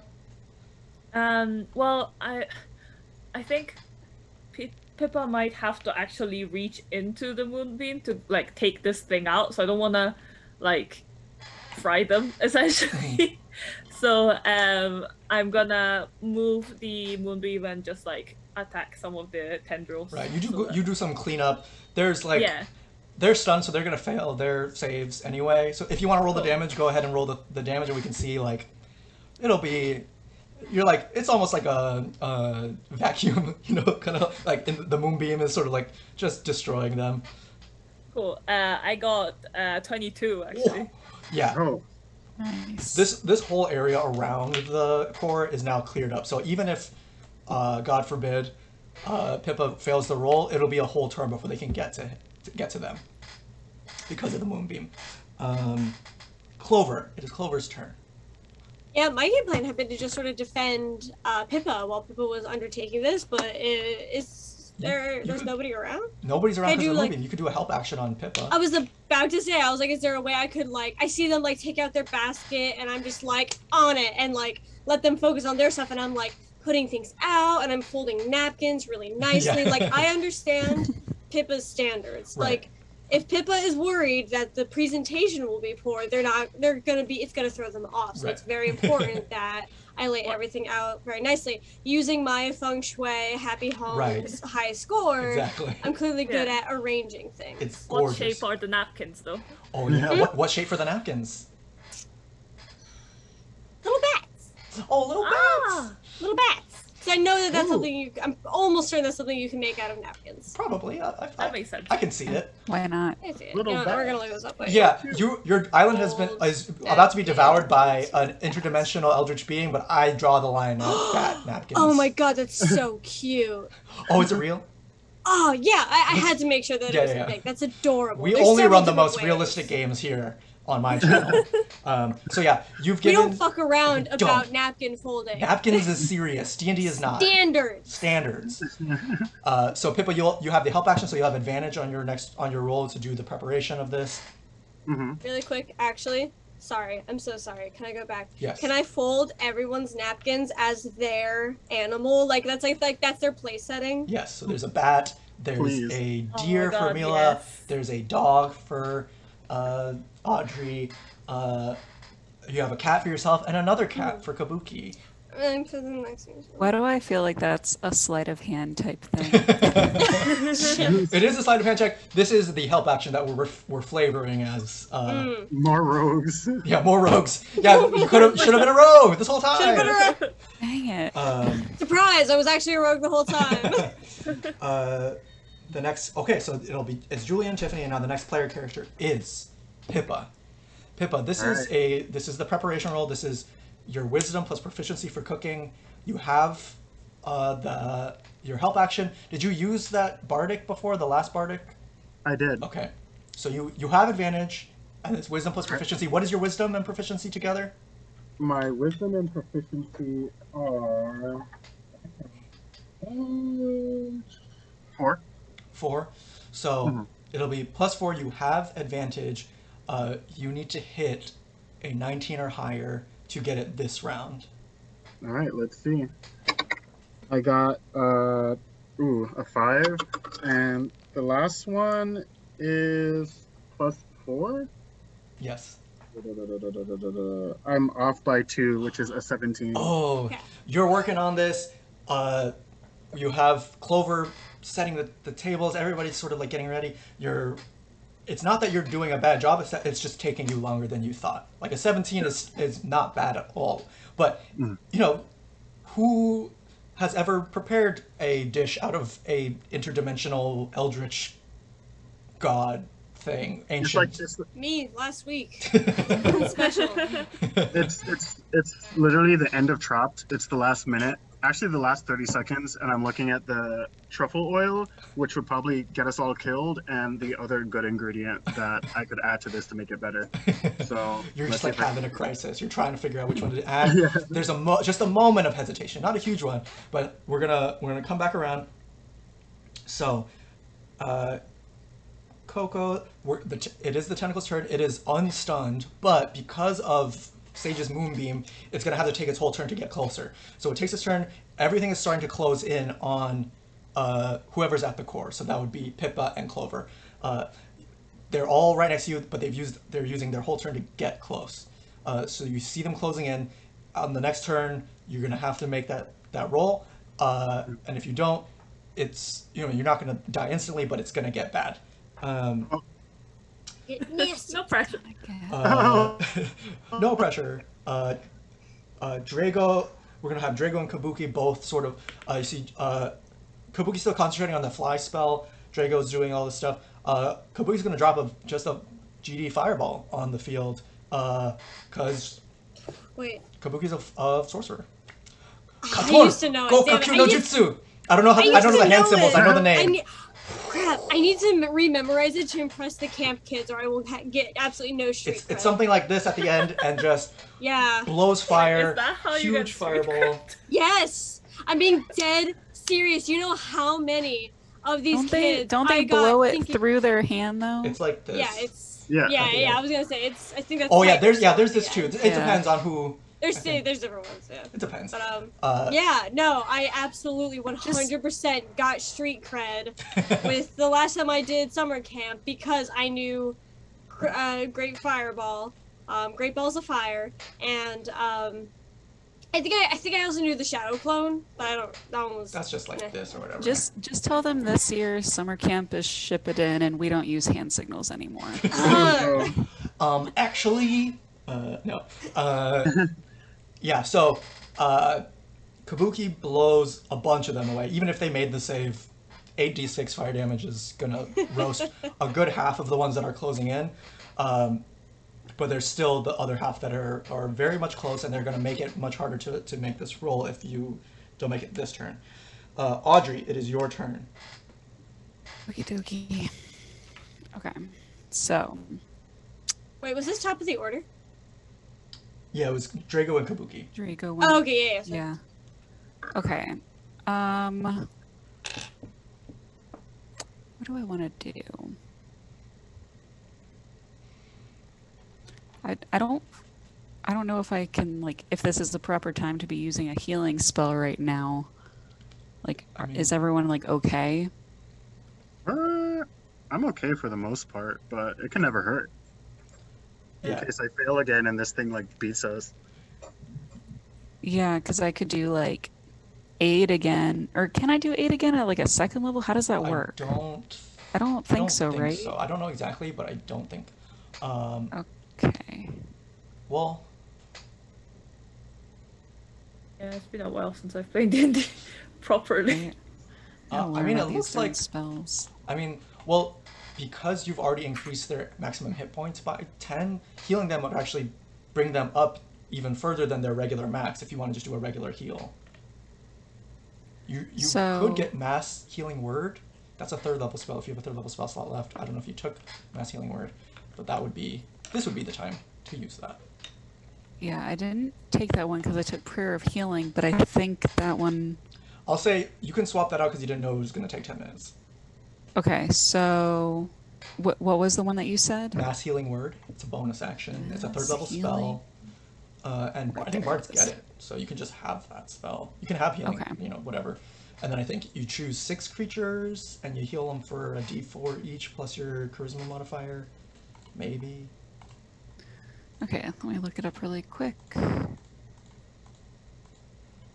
Okay, mass healing. Okay, 6 creatures within range, 1d4 plus my spellcasting modifier, and then using it as higher spell slot, 4th level or higher, have a 4th it level increases. spell. So it's just But one. you could Okay. give 6 people, so Yep. everybody in the party plus 2 more, a d4 plus 4. Okay, so yeah, let's do the 4 of us. I mean, like, are any of our They've like, been taking NPC damage too alongside you have- all. I just haven't been Okay. Right. doing So, that. okay, I'll say like the 4 of us, Tiffany, because she's my friend, and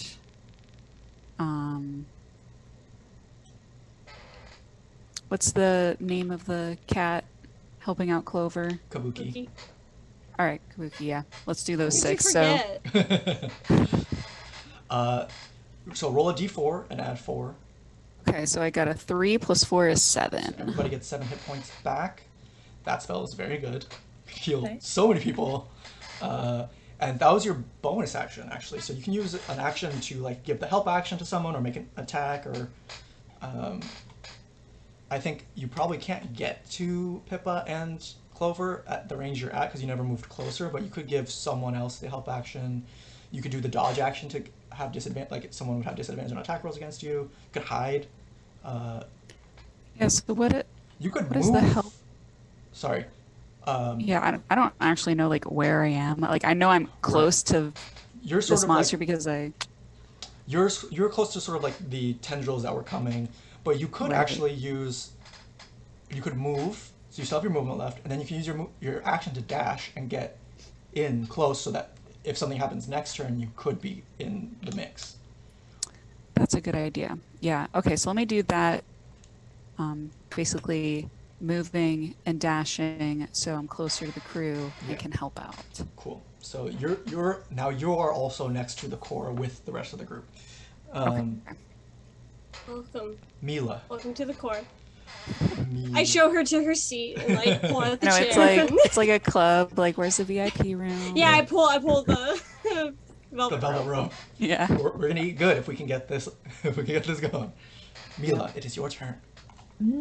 I mean, how many more tentacles are there? They're just constantly coming, but now that you've sort of like cleared the core, it's just that like there's more from the outside that were coming, but there's like the half of the mass that was closing back in on the core, because half of those were taken out by the fireball, and then there's still that other mass half that you could you could just use the moonbeam on since you're concentrating on it. Yeah, I think because it's just 1 minute, I think we're probably at the last time I can use it, considering there's so many You've turns. only used it a couple times. What, the 3 times maybe? Oh, I guess, yeah. And so it's 10 because a minute is 10 Oh, rounds. yeah, of course. Okay, well, in that case, yeah, sure, I'll use that. They fail. Cool. I get 9, 9, and 3, so that's 21. Woo. Yeah, almost. 3d10 is pretty good. 3d10. Who knew? 3d10. Man, every turn. Upcasting. People forget about upcasting, but upcasting concentration spells can be excellent. Yeah. So you incinerate. There's maybe like 10% of the original mass left now. So there's a little less Nice. pressure on Pippa right now, but it's still. These remaining ones can interrupt the ritual, but it's starting to look better. Clover, it is your turn. After you, Slice and dice. it's going to be Adriel.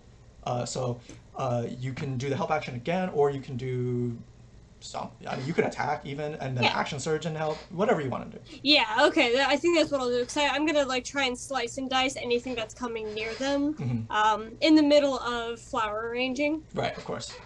Yeah. Can't forget. That's 18 plus 6, 24. That'll hit.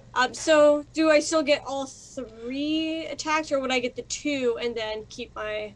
Well, you could Bonus do all action. 3 and then action surge And then actually, okay. to give the help yes. action. So yeah, you still get the Yeah, that's 3. Action surge is Yeah. and probably the best Do have that. ability in the Forgot game. about that. All Alright, so 1 hit. 12 plus 3, 18. 18 hits. Or plus 8, 6, not 3. And 3. 7. No, 16.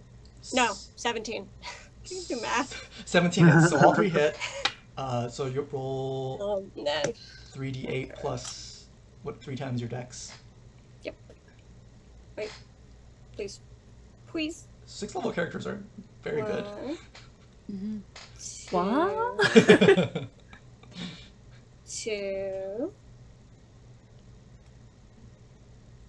3, 24. 24 points of damage. 24. Good gosh. Yeah, the rest of them are eviscerated. Hey, Just yeah! splattered. The noise Link makes. And then you Are can you smashing pots? Yeah. put the core over your head and smash it on the ground. So yeah, and then Yeah, and then I think I start. Pibble, would you trust me to start plating, like doing like the fancy Hey. designs with the sauces, so that I you can like see. just serve it? This mission has given you a self-confidence I've never seen before. You're just walking around the village. And you know what? I absolutely trust you to set the table. hell Okay. yes. Nice. Let Lucky plate. Or sorry, let Clover plate. I don't know. I'm lucky now. We might have to change their I name. even I take out of my bag. Wait, I just stand there and Oh yeah, the lucky cat. Oh, yeah. sorry, what were you saying, Adriel? No, I was giving them my favorite. Actually, I take out my favorite china and I give it to them, showing them my utmost trust in them. Beautiful. I'm so gentle. I'm so careful with it. In the middle of an eldritch battlefield, friendship. Suddenly, wins. like, wait. I just like magical girl transformation. I like start floating. I start like dancing around in the I change from the like black hat into like the calico with the boing, and then like the little coin appears. Like Yes. Your Give arm me turns all gold. that Sailor Moon energy. yeah, and I just Clover doesn't know, but I fail-safe that plate, so if they drop it, it just turns into a leaf. Oh, it turns into a That's leaf. fair. That's cute and Hell that's yeah. fair. It works in fiction. That's Yeah. yeah. Yeah. Okay, so it is Adriel's turn. You Alright. have I'm the gonna help roll. action. I'm gonna say the DC has been lowered to 17 now that you've done you've done a lot of the work. You hit the 17 Alright. last time, so I did a lot of the prep. you did a lot of prep. So it's gonna be a 17 for this round. You have the help action, so you have advantage on the roll. It's a +4. You need a 13 or higher on one of these dice to make this happen. Let's see. believe in you. Let's roll for our souls, shall Roll we? for the soul.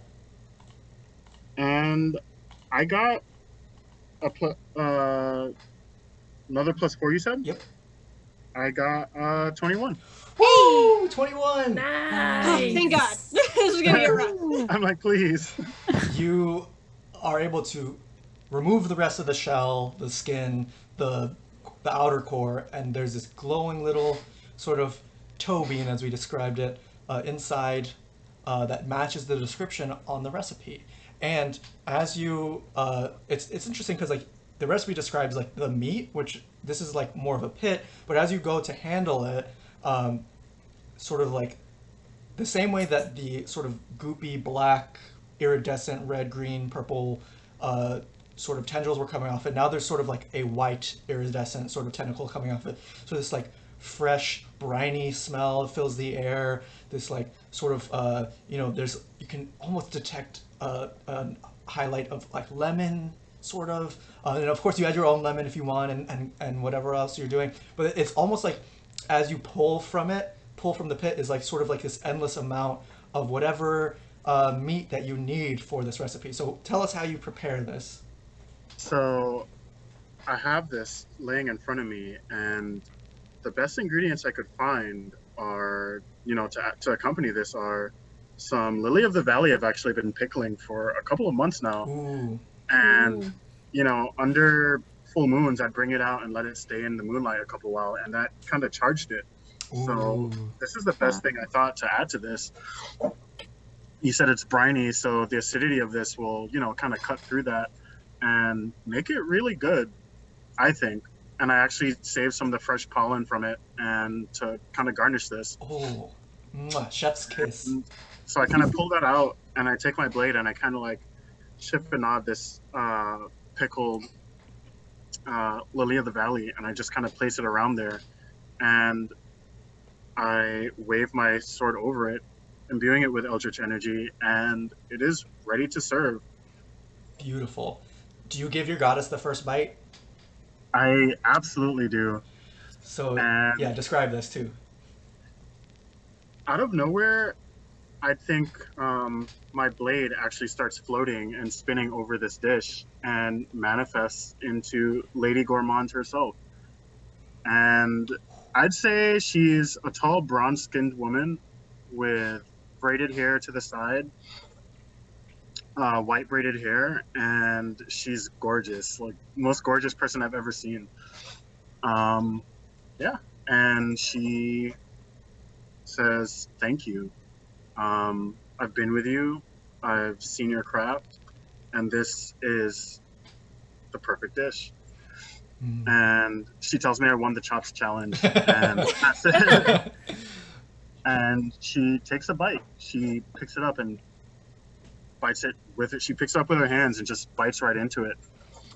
She picks up the thing, bites it with her hands. As soon as her lips touch this morsel, like you feel a shattering is the best way to describe it. The air in front of everybody's eyes shatters and refracts. The sky goes photonegative. The hole that you saw in the sky starts just sucking in the rest of all the other like darkness, and you can see the blue sky follow it, the same sky that you know from Honeydew, and you can see it goes. It's just like this violent whirlwind of eldritch tornado going back from whence it came, and you see it swirls into the hole, and then the black hole turns and fades, and behind it you see the setting sun over Honeydew. As you all sit down for this wonderful, beautiful meal, prepared by your close friend, made from the slain eldritch enemy that you all fought, that came from this strange wish, you see see Wukong come over and like, "Hello, how are you doing?"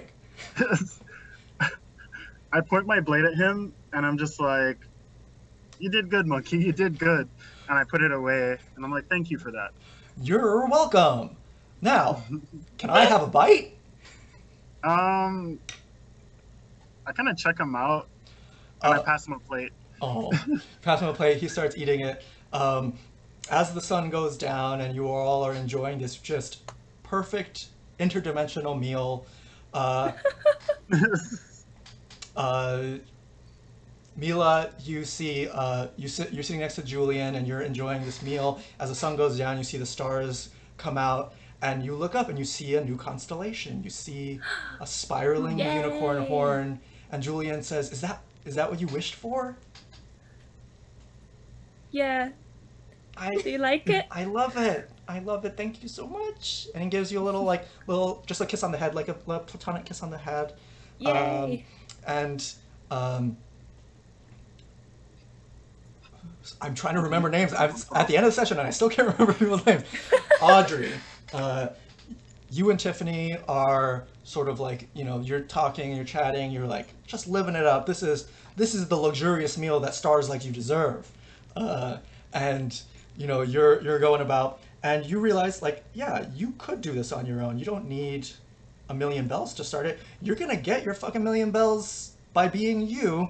But also, Tiffany takes something out of her pocket, and you see 2 Nook Miles tickets for the both of you to travel to another place so that you can start your career. Awesome. And you can go and go with your very dear friend. She's going to be like your stylist, publicist, slash, hype person, slash all this stuff. And she is also a bodyguard because she's an assassin. And Yes. she will do your dirty work for you, and nobody will ever know. Awesome. I love True it. friendship. True friendship is choosing violence together, as we discussed before we got on stream. And Clover, I'm gonna ban this person. How do I ban? Oh, Sage, you're also a mod. You can. Oh yeah, I'll do it. Can you do that for me? Thank you. Funny that it came up while we were talking about your character getting famous. But so Clover, you're sitting with Kabuki, whose sort of eyes have returned to normal, and he's having a fantastic time just eating this gorgeous dish with you. What are you thinking? What are you saying to Kabuki? I think that a lot of things have sort of shifted for me. The way that I looked at and interacted with the world has changed. I'm no longer looking around and seeing only like ways in which I can improve or hurt my luck. I'm no longer looking for like the things that could make it scary, and it's funny because even now I'm not looking for it anymore. I'm not thinking about these things, and I look down in the sort of grassy area where we're sitting, and I wasn't looking for it, but I see a 4-leaf clover. And I kind of chuckle to myself when I pick it. I turn to Kabuki and I say, "Oh, here," and I just kind of like set it next to his plate. He picks it up and he holds it up in between you, like pinched in his fingers, and he says, "Aren't we lucky?" And we fade out, and that's the end of Animal Crossing Monkey's Paw. Thank you all for playing. Thank you everybody who stayed and watched. You all did amazing. That was incredible. That was so fun. That was super. Thanks for That having was us. amazing. Lex, that was so Yeah. good. And that You did ending so though. Oh, no, I mean, like I told you, I prepared very little. I had, I didn't know if you were.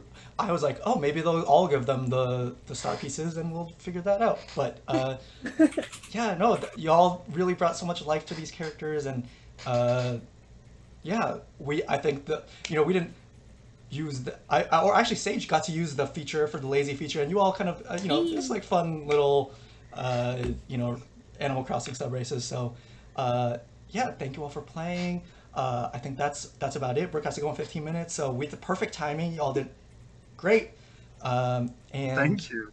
yeah, awesome. It was so good to Lex, play with you thank all you. again. Oh, Lex, you did so amazing. Like it's Yeah.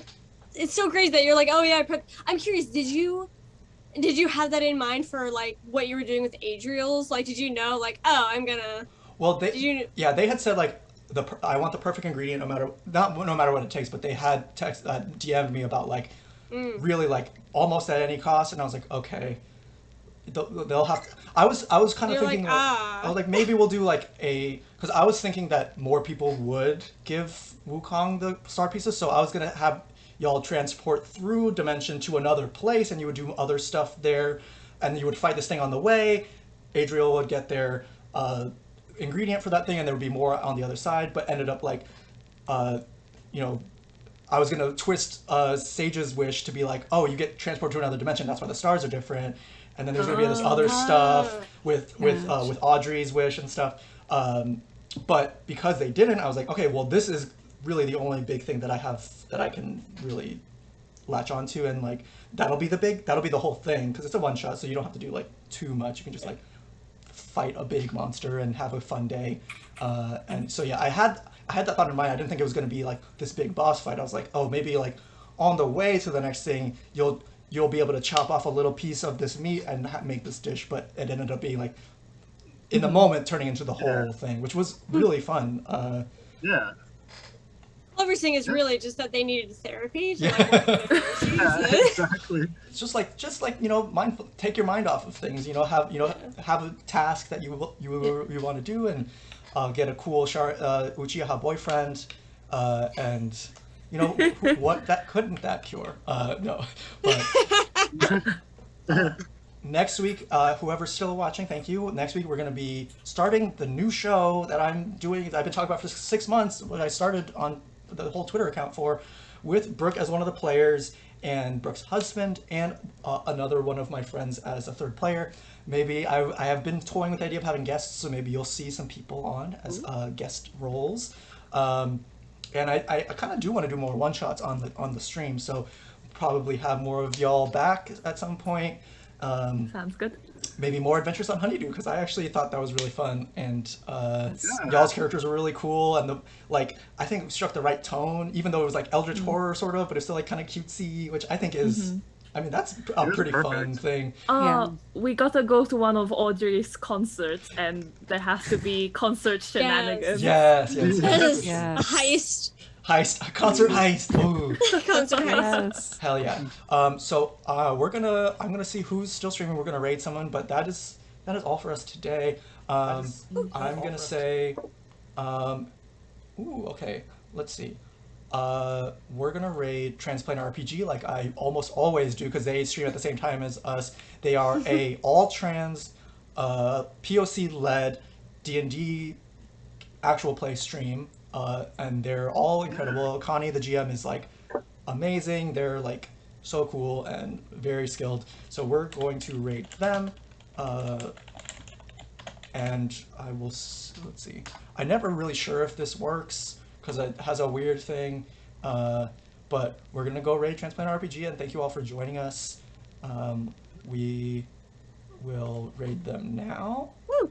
19, nice. Okay, that's it. That's where I'm going to end the stream. So see ya later. Smell you later. Bye. See ya. Bye. Thanks.